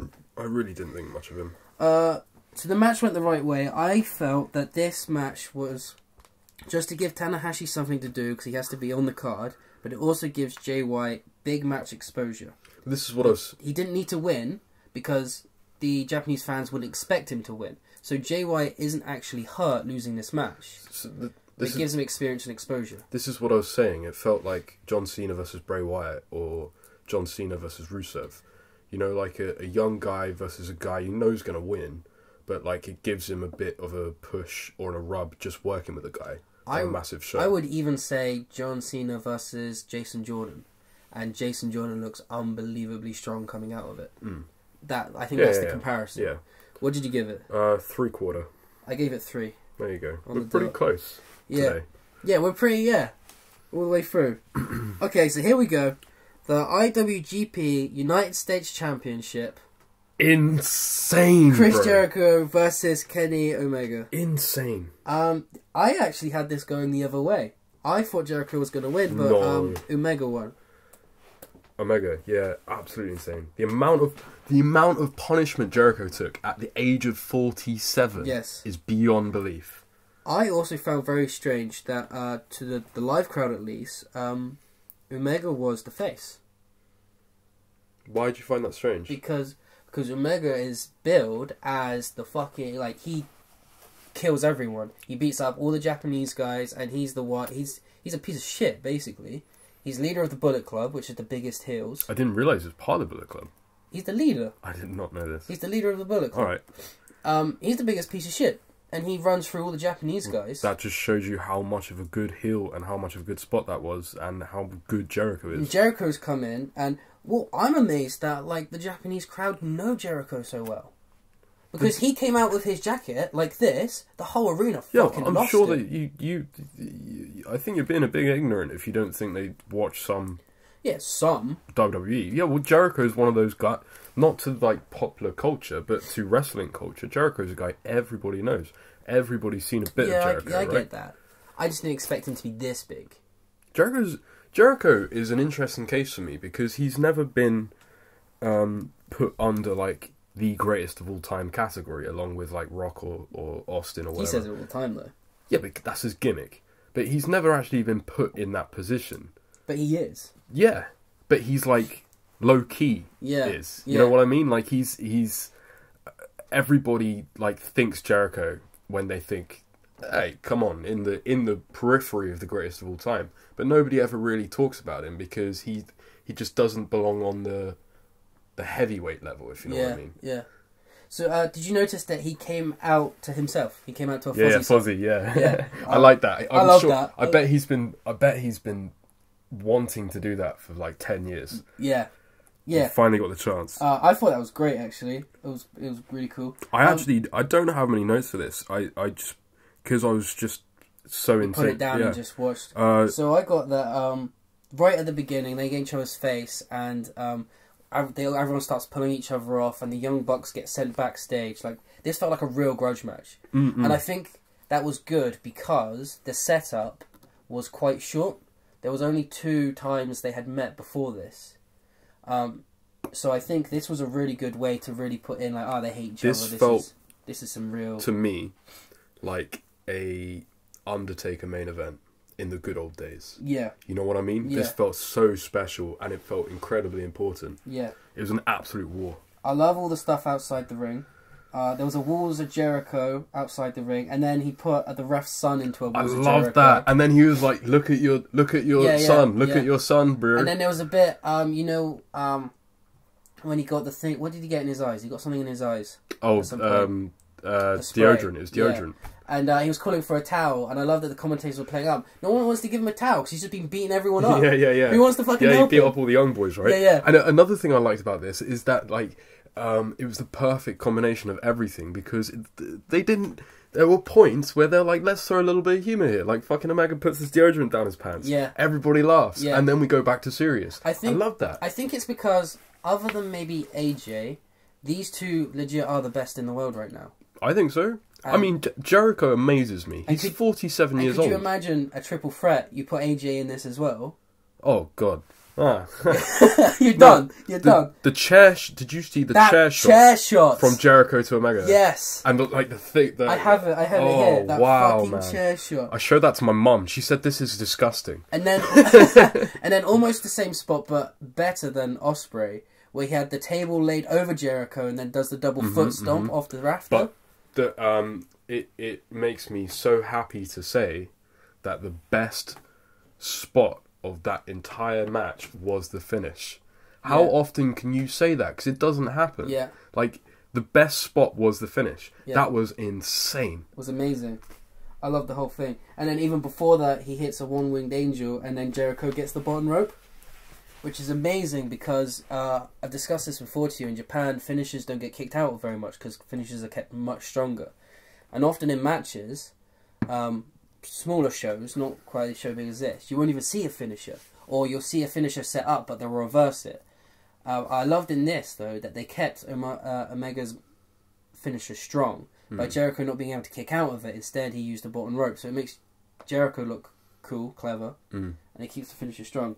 I think it's just like you said earlier, it's very clever ring work, and it's all very clever ring work. Yeah, this pay-per-view in general, but this match as well, was the most fun I've had with wrestling in such a long time. Blood as well. In New Japan, blood is very rare. But yeah, and it felt like it was actually worth doing in this match. And I think it happened because this is deemed an American match. So I think blood was allowed, or blood was decided upon because it was a more American-style product. Coming into this show, I didn't realise how many Americans and Canadians and Westerners worked for. It's been like that for a long time. Since the night, Hulk Hogan used to be in New Japan. I know he wrestled for it quite a bit. Yeah, but then that's when I don't know whether it was WCW or WWF, but they had an on-off deal with them. Yeah, so I think the Japanese audience do like Americans. American wrestling, they like it coming over, but they like when Americans come over that they do it in their style. Well, I agree with them. So that's why you get all these English guys, unlike Cody, they go over there and they wrestle a different style, and then they just become the main eventers because they have all this charisma, which I think the Japanese guys sometimes don't have, and then when they fight in their style, they're the best. So yeah, look here, the bit where he throws the that fucking chair shot. I have. The finish with the chair was the best spot for me. One-winged angel on top of the chair. That was insane. Brilliant. What did you give it? 4.5. 4.5 stars. Oh really? I gave it 4 3/4. See now, I gave it more than you. But this is where my ratings come in. Okay, so I don't actually think I've given out a 4 3/4. Ever? No, I've given out like 3 5 stars. Okay.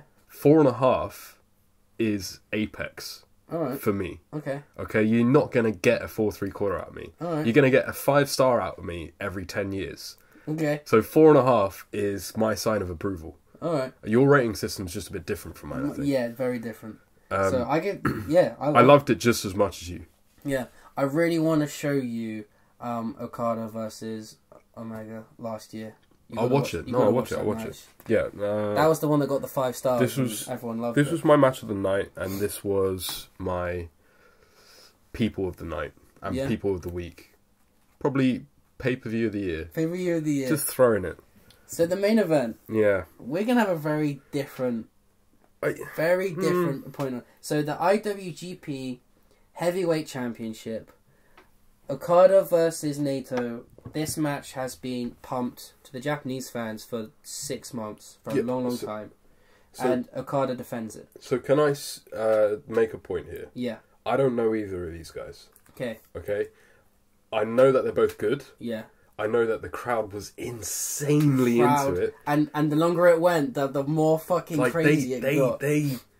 And this is a Japanese crowd. This is a crowd that's usually silent, and they were fucking losing it. And I could tell that Okada and Naito were masters of their work because they were doing the tiniest thing because they knew it would set off 30,000 people. Yeah. I appreciate that. What I'm going to say is I looked at this match objectively without any heat or emotion or build-up going into it. So I just saw it as the match. As it was, yeah. And as it was, I didn't see what you guys saw. Okay. And I don't think that's their fault. No. That's my fault. Yeah, it's because you're not watching the product. Yeah. Yeah. Nato's my boy. I've been following Nato for about 3 years now, and I love him. I love. He is obviously Japan play the face heel thing a bit differently than what we do.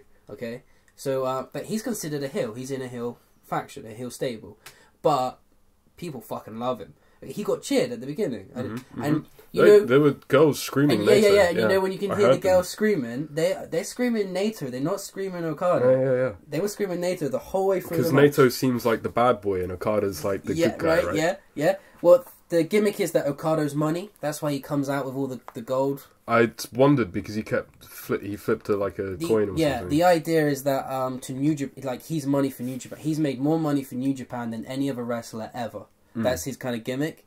And now Nato's gimmick is that he's like the bad boy. Seems like the rebel. He seems like 2010 Cena without the hate, Okada. Yeah, that sort of character. So I think what you're saying here is that the small things that this was a real proper Japanese match. It started very slow. It started very technical, and then it gets more and more stiff as it goes through. And then the harder hits, and it gets faster and faster and faster, and then it gets to almost like a 3/4 point when the match goes. It was literally an hour-long match, and then it gets a 56 minutes. It was actually you thought it was longer than it was. It was 2 minutes 30 seconds longer than the Jericho match. Okay. So it was 38 minutes. Oh, that was it? Yeah. Oh, I thought we definitely hit 45. No, it felt like it. No, I didn't say that. Like, I didn't mean like that. Yeah, but in a long match in Japan, you get to a point after the halfway mark where again it slows down because they're so tired and they're selling that they're destroying each other. And I thought this was a proper Japanese match. I loved it, and the crowd was just getting fucking better and better all the way through. Crazy back and forth, and extremely round Japan. And I don't know how I can stress this to you enough. They kicked out of each other's finishes. No. I know. I've understood that because you've talked to me about this before. Yeah. And when they actually did that, and when the American commentators told me that they were their finishes, then I understood how important it was. So this isn't... Because you forget, I don't know their finishes. Yeah. Oh yeah. But this isn't Rock Stone Cold kicking out of each other's finishes 5 times. Hey, that is the wrong example. I mean, Rock Stone Cold are 2 of the only guys that ever made finishes kicking out special. And when they did, but I know what you're saying. And when they did, and they kicked out of each other's finishes 3 times, and everyone was losing their shit. Yeah. Kicking out of each other's finishes once in Japan, it's blow your mind. No, I understand what you're saying. Brains out, fucking crazy. Yeah. Great ending. I personally wanted Nato to win, but I understand when I go on to what happened the next night while this decision has been made. So Okada retains, and Okada is now, I think he already was, the longest reigning IWGP heavyweight champion ever. It felt, to me, both guys deserve the hype. I noticed that they were talented. I didn't hate this match at all. Yeah. All I'm saying was I didn't feel it as much as everybody else. Yeah. It felt like an incredibly important main event. Yeah. And I thought it was the perfect remedy, like the perfect antidote to the brutal Jericho match. Yeah. I just didn't think it was quite as good. What'd you give it? I gave it... I'm still struggling, you know? Okay. To me, it's between... What did you give it when you watched it? When I watched it, I gave it 3 3/4. And what'd you give it now? I think that it's a 4-star match. Okay. I think that it was better so looking back at the card, I think it was definitely better than Cody. Yeah. The Cody match. Yeah, I'm gonna give it 4 stars. So I 4 stars. So I gave Jericho Omega 4 3/4. So I had to give this 5. You gave this 5 stars. I gave this 5 stars because I actually think it was even better than Okada Omega last year, which got 5 stars. Okay. And I thought this was better than that. Okay. So no, fair enough. But I'm into the hype of these 2. Oh, exactly. This is. I think that if you were less into the hype and I was more into the hype, we'd level out. Probably. Probably. Yeah. No, I'm going to stick with 4. I gave it 3 3/4, but I'm going to stick with 4. Okay. And 5 is perfectly acceptable considering how fucking crazy that crowd was going. That crowd was mental. I think that's probably helped me bump it. Well, yeah, because when the crowd is going, you're going. You know? Yeah. When it's silent and like, look at that. What was it? Was it? It was a Triple H match at WrestleMania. Triple H Brock Lesnar. Okay. That was a great match. Yeah. At WrestleMania, the crowd was crickets. Yeah. So people thought it was shit. But if you actually watch it with the sound off, it was a good match. But I think we've discussed this before. There's such a difference in the product between America and Japan. So we've discussed that WWE have worked very hard for a long time to get their perfect match theory, where they have 3 amazing matches and they put a pretty shit match in between each one. Mm-hmm. Definitely towards the end of the card, you have your co-main is usually a woman. Well, not now. Used to be a woman's bra and panties match, whatever. Mm-hmm. Before you have your massive main event to cool the fans.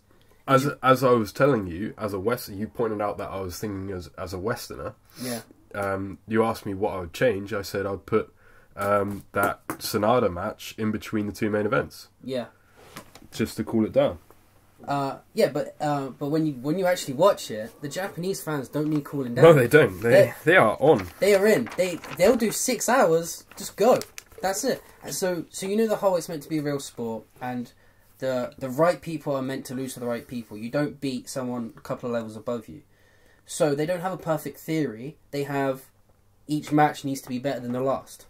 It needs to just keep getting better and better and better and better. You don't have that perfect theory where you have a good match, a slow match, a good match, a slow match, a good match. It just keeps escalating. Which is why I was surprised Young Bucks opened. I thought they would be in a couple more matches. Okay. So yeah. So I see what you're saying there. Yeah.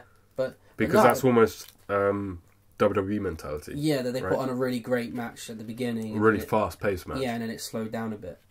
So, just to close this off, the next night, you have New Year's Dash, which is like the Raw after Mania. New Year's Dash is the next show after WrestleKingdom. Yeah. And it just it kind of tells the audience what's going to continue, what's ended, what's coming up next. Is it a 3-hour pay-per-view? No, it's basically a house show. It takes place in Kraken Hall, which is like their home arena. But so it's televised? Or it's subscribed? It's televised. It goes on nowadays. It goes how long on is it? The network. It's 2 hours. 2 hours. So it's like a TV it's a TV show. Okay. I'm not going to go through the whole card. I'm just going to bullet point the big things that will excite us going into the next pay-per-views. One thing is what Jay White is doing now. Jay White had a singles match against Tatsuya Kitamura. And Kitamura is now going to have a 7-match trial, which means if he loses, he's out of New Japan. Mm-hmm. I think he's going to lose because I read that the dirt sheets say that Kitamura is going to go over to America for a while. That's not a good idea. So, no? Well, I mean, come on. Look at this. Look at what I watched last night. Right, and then look at people like Hideo Itami, Tozawa. Yeah. You know, and I've looked these guys up on the internet and what they were doing before this, and they were massive. And even look at Shinsuke. Shinsuke is the very rare success story, but he's not a success. No. Hey, come on now. He's a success story. He's the person that's mentioned all the time, along with names like Orton, Cena, whatever. Okay. He's big, but I don't. But he doesn't have a story. But he's lazy. He's becoming lazy because he's just doing his little thing, and then he's having a 10-minute match, and he gets money for it. The fans love him, but he's not really challenged.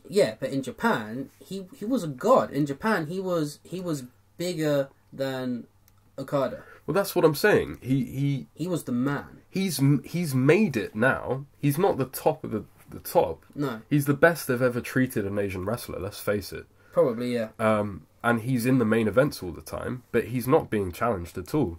He's just resting on his laurels and making money from it. Good luck to him. But you look at that's the best possible you can get in WWE. So why would you even bother coming over? But he might be doing Ring of Honor. He might not be doing WWE. But I don't know yet. Anyway, who? Shinsuke? Oh. No. Kitamura. Kitamura. Anyway, so Jay White is featured again a bit later. So after the Bullet Club match, Cody and Omega get a bit heated. So this is what a lot of people believe is what's going to happen with Cody now. That Cody's going to go against the Bullet Club. Okay. because their argument gets so heated that they have to be pulled apart by the entire Bullet Club, all the Bullet Club. So that's the next feud. Omega is going to probably go up against Cody next.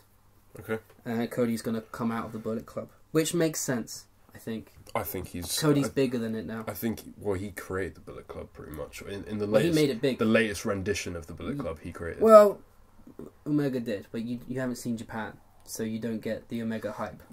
Okay, so as a Westerner, 2017, somebody says Bullet Club, I say Cody. But that's the thing, there's a Japanese Bullet Club and an American Bullet Club, and the American Bullet Club is Cody and Skrull and the Young Bucks.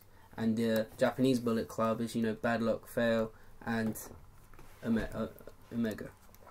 Then anyway, after that, Cody leaves and Omega invites Jay White down to the ring and says Jay White he reminds him of himself 3 years ago. Omega says that. Yeah, and gives him a Bullet Club t-shirt. Jay White looks at the t-shirt for a bit, doesn't know, and then puts it on. Crowd go crazy. Oh, this guy is the next member of the Bullet Club. Omega puts his arm up, kind of turns around, and then Jay White beats him down. Beats him up. Nice. And then throws the shirt into the crowd. And this is the whole thing. Jay White is the only guy on the New Japan roster that isn't tied up to a stable. They're pushing him to hell then. Yeah. So the idea is now that he might also be in with this kind of four-way. There's a Japanese guy as well that's going to be him, Cody, and Omega. So that's going to continue on. This is quite funny. The Never Openweight 6-man championships changed titles. Changed again. So that gauntlet match. Oh, right. So the champions changed, and now the Bullet Club are champions. So what was the point? Bad Luck... I was telling you, there wasn't. Bad Luck Fale and Guerrillas of Destiny, the Samoans that you liked, are now the Neverweight Open 6-man champions. So it was just a quick turnover. Yeah. War Machine lost again. There's a theory here. Well, it's not even a theory. I read that it's almost decided. War Machine are going to NXT. Okay. Elgin's been in New Japan for a long time, hasn't he? No, Elgin's going to stay there. It's just War Machine. Oh. Why'd you make me happy and then make me sad? No, just the two in War Machine. Elgin was the best part. I like War Machine. Because they do a lot of matches in Ring I thought Elgin was War Machine. No. He just partners with them as a trio. No, just the two in War Machine. Because they've lost pretty much everything. They're kind of a little bit, to me, they're a little bit too similar to Sanity, though. But they're not crazy. They're just... No, big guys doing high-fly moves. Yeah. Same sort of thing. Yeah, I get what you're saying. I think that'd be cool, though. Anyway, so this is the biggest news. Los... I can never pronounce the names. Los Ingobernables de Japón had a match, and they looked strong, and apparently Naito looked unbelievably strong. He looked like the guy, like the biggest guy in the company. But after the match, Naito gets on the mic, and then he does his cocky thing where he lays down in the ring. And as he's laying down in the ring, Jericho runs out and then drops the hammer fists on him. You see the picture there? Yeah. He's doing his cocky little lovely to see. Lay down, and then Jericho comes in and starts wailing on him. I had a question to ask you. I'm not sure whether you know the answer. Okay. Is Red Shoes like El Hebner? Is he like the legend of the ref business? Yeah, he's the man. Okay, so he only does like the main events and shit. Yeah. Okay. Yeah. So it's really nice to see that Jericho is staying. Yeah, this answered a lot of questions because a lot of wrestling fans didn't know whether it was just a one-off or he was staying. And obviously he's going to work a program with Naito now. I thought he'd turn up at the Rumble, man. Which is perfect.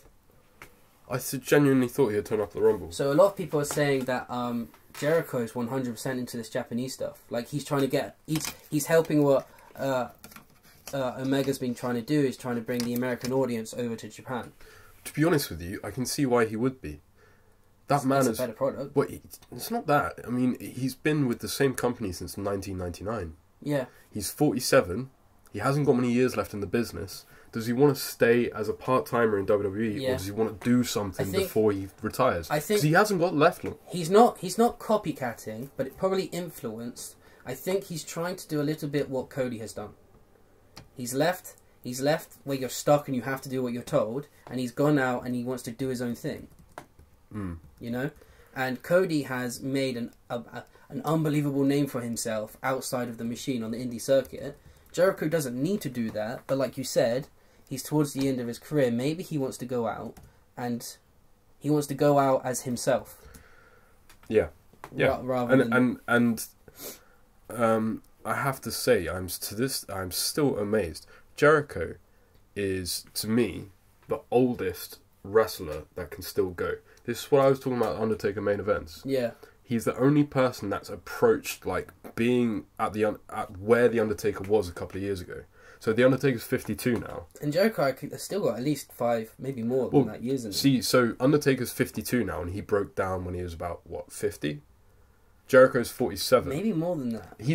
All I'm saying is, Jericho's the only old dude I've seen that can still go to that level. Yeah. Like, because people Undertaker might have been younger when he ended. Undertaker was bad at 25. No, he wasn't. He wasn't great at 25. 25 against Shawn Michaels, one of the greatest matches of all time. No. Wrong. No, the one against CM Punk. That's 29.